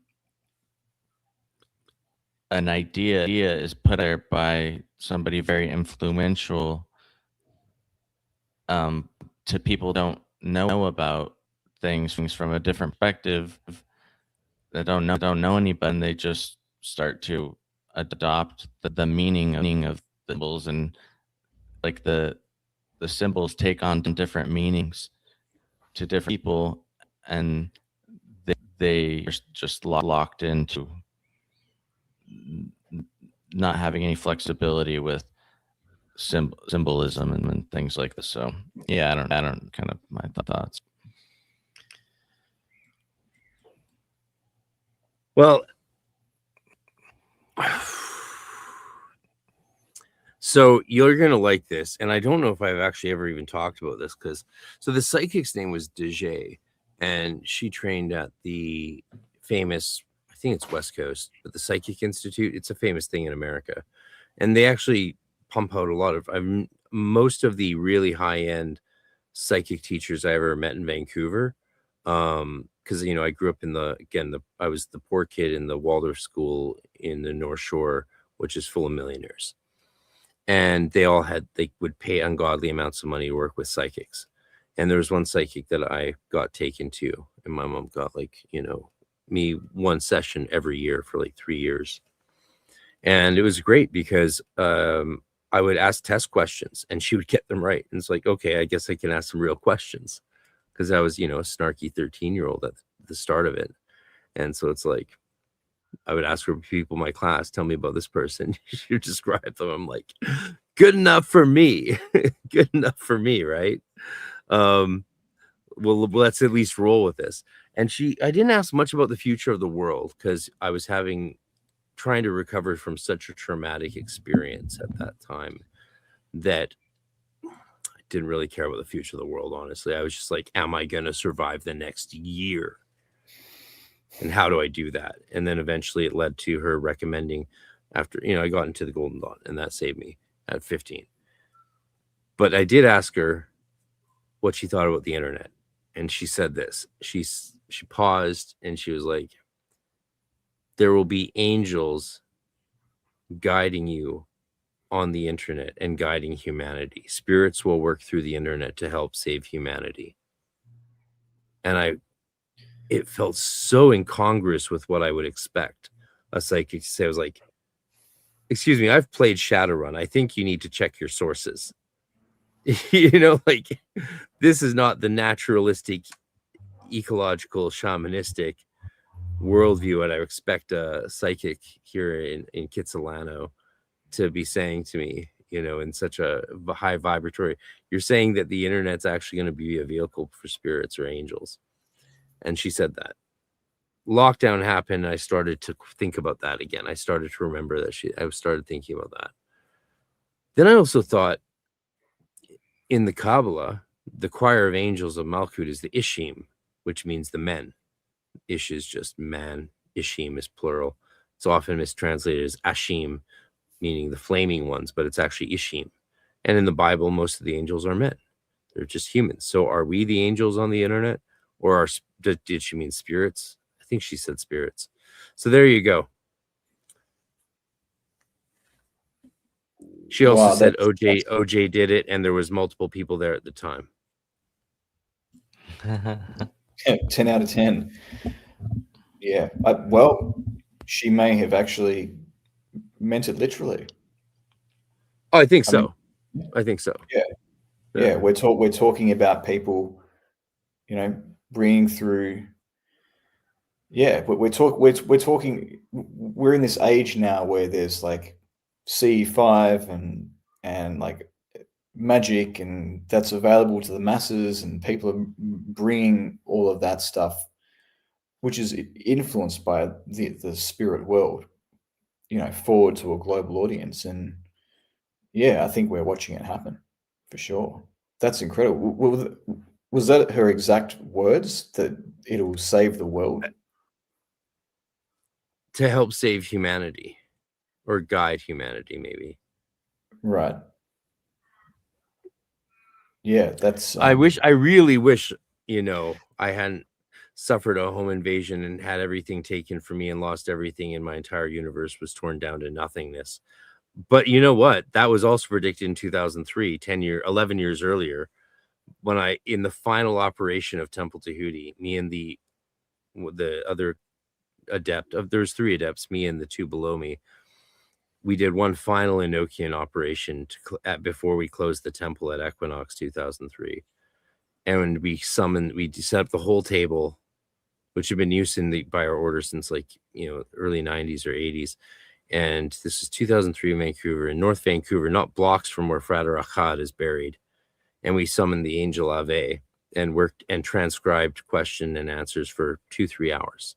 We had all these tools set up. We had all the wax touts. It was a powerful setup on this mountainside in this big old house. And it was the house next to it 15 years earlier I had moved into as a 10-year-old that was an OTO oasis by chance. So isn't that crazy? Night next door, 15 years later, 15 years later, summoning Ave through a full Enochian setup. And 15 years before that, I was living in that house, and it was an OTO oasis. Weird, right? All blocks from Achad's grave. When you look, now I'm looking back on it, it's like, what? And the angel of A gave devastating prophecies for the next 10-15 years of me and my coworkers, fellow adepts' lives. And it all came true. And it's brutal. Wow. Well, I appreciate both of you. Are there any last words that you guys want to throw out there before we close out? Knowing the future is fun. Yeah, I don't think that anything that I can say has topped what Frater RC's shared with us. But yeah, let's keep using the internet as a vehicle for angelic spirits, for the betterment of all humankind. Let's do it. Let's bring the prediction true. Yes. Amen. Amen. Well, yeah, get your super chats in. If you want to support me doing more studio original song recordings, get your super chats into me. Join and become a channel member. You know how to support our work. Attend EnokiaCon and our June workshops. The titles, the events, like what we're doing is crazy. It's well worth the shekels you'll pay. You guys, shout out your work. Yeah. Check me at Philosophical Minds podcast and Etherica podcast. Apologize sincerely, everybody, about my audio. Sorry about that. What's going on? But yeah, is what it is. And thank you all. And how about you, Eleftheria? Yeah, check me out at Lifting the Lamp on my YouTube channel. The last few videos, if you go to the description, you'll find a link to my email list, which I'm also trying to build so that I can be independent of YouTube, so that I don't get censored if I say something problematic or too Christian or whatever it is. And keep an eye out on my channel and my email list for information about my upcoming book in the next few weeks. So yeah, that's it. Boom. All right. Wonderful. Thank you, everyone, for being here. Yeah, there's so many comments tonight, so many viewers. It's crazy how big this is getting. And yeah, thank you, Sky, for guiding the way and forcing us to watch clips of Kakodaimones who are trolling the internet for fresh blood and sucking our souls through our eye holes. Yes, anytime. We appreciate it, man. And you know, should I play one last meme? Do it. We'll end on the meme. This is in honor of our favorite fellow favorite Enochian Frater, who can't be here with us today, but he can be with us in spirit through this meme. Solomonic magic is not a thing.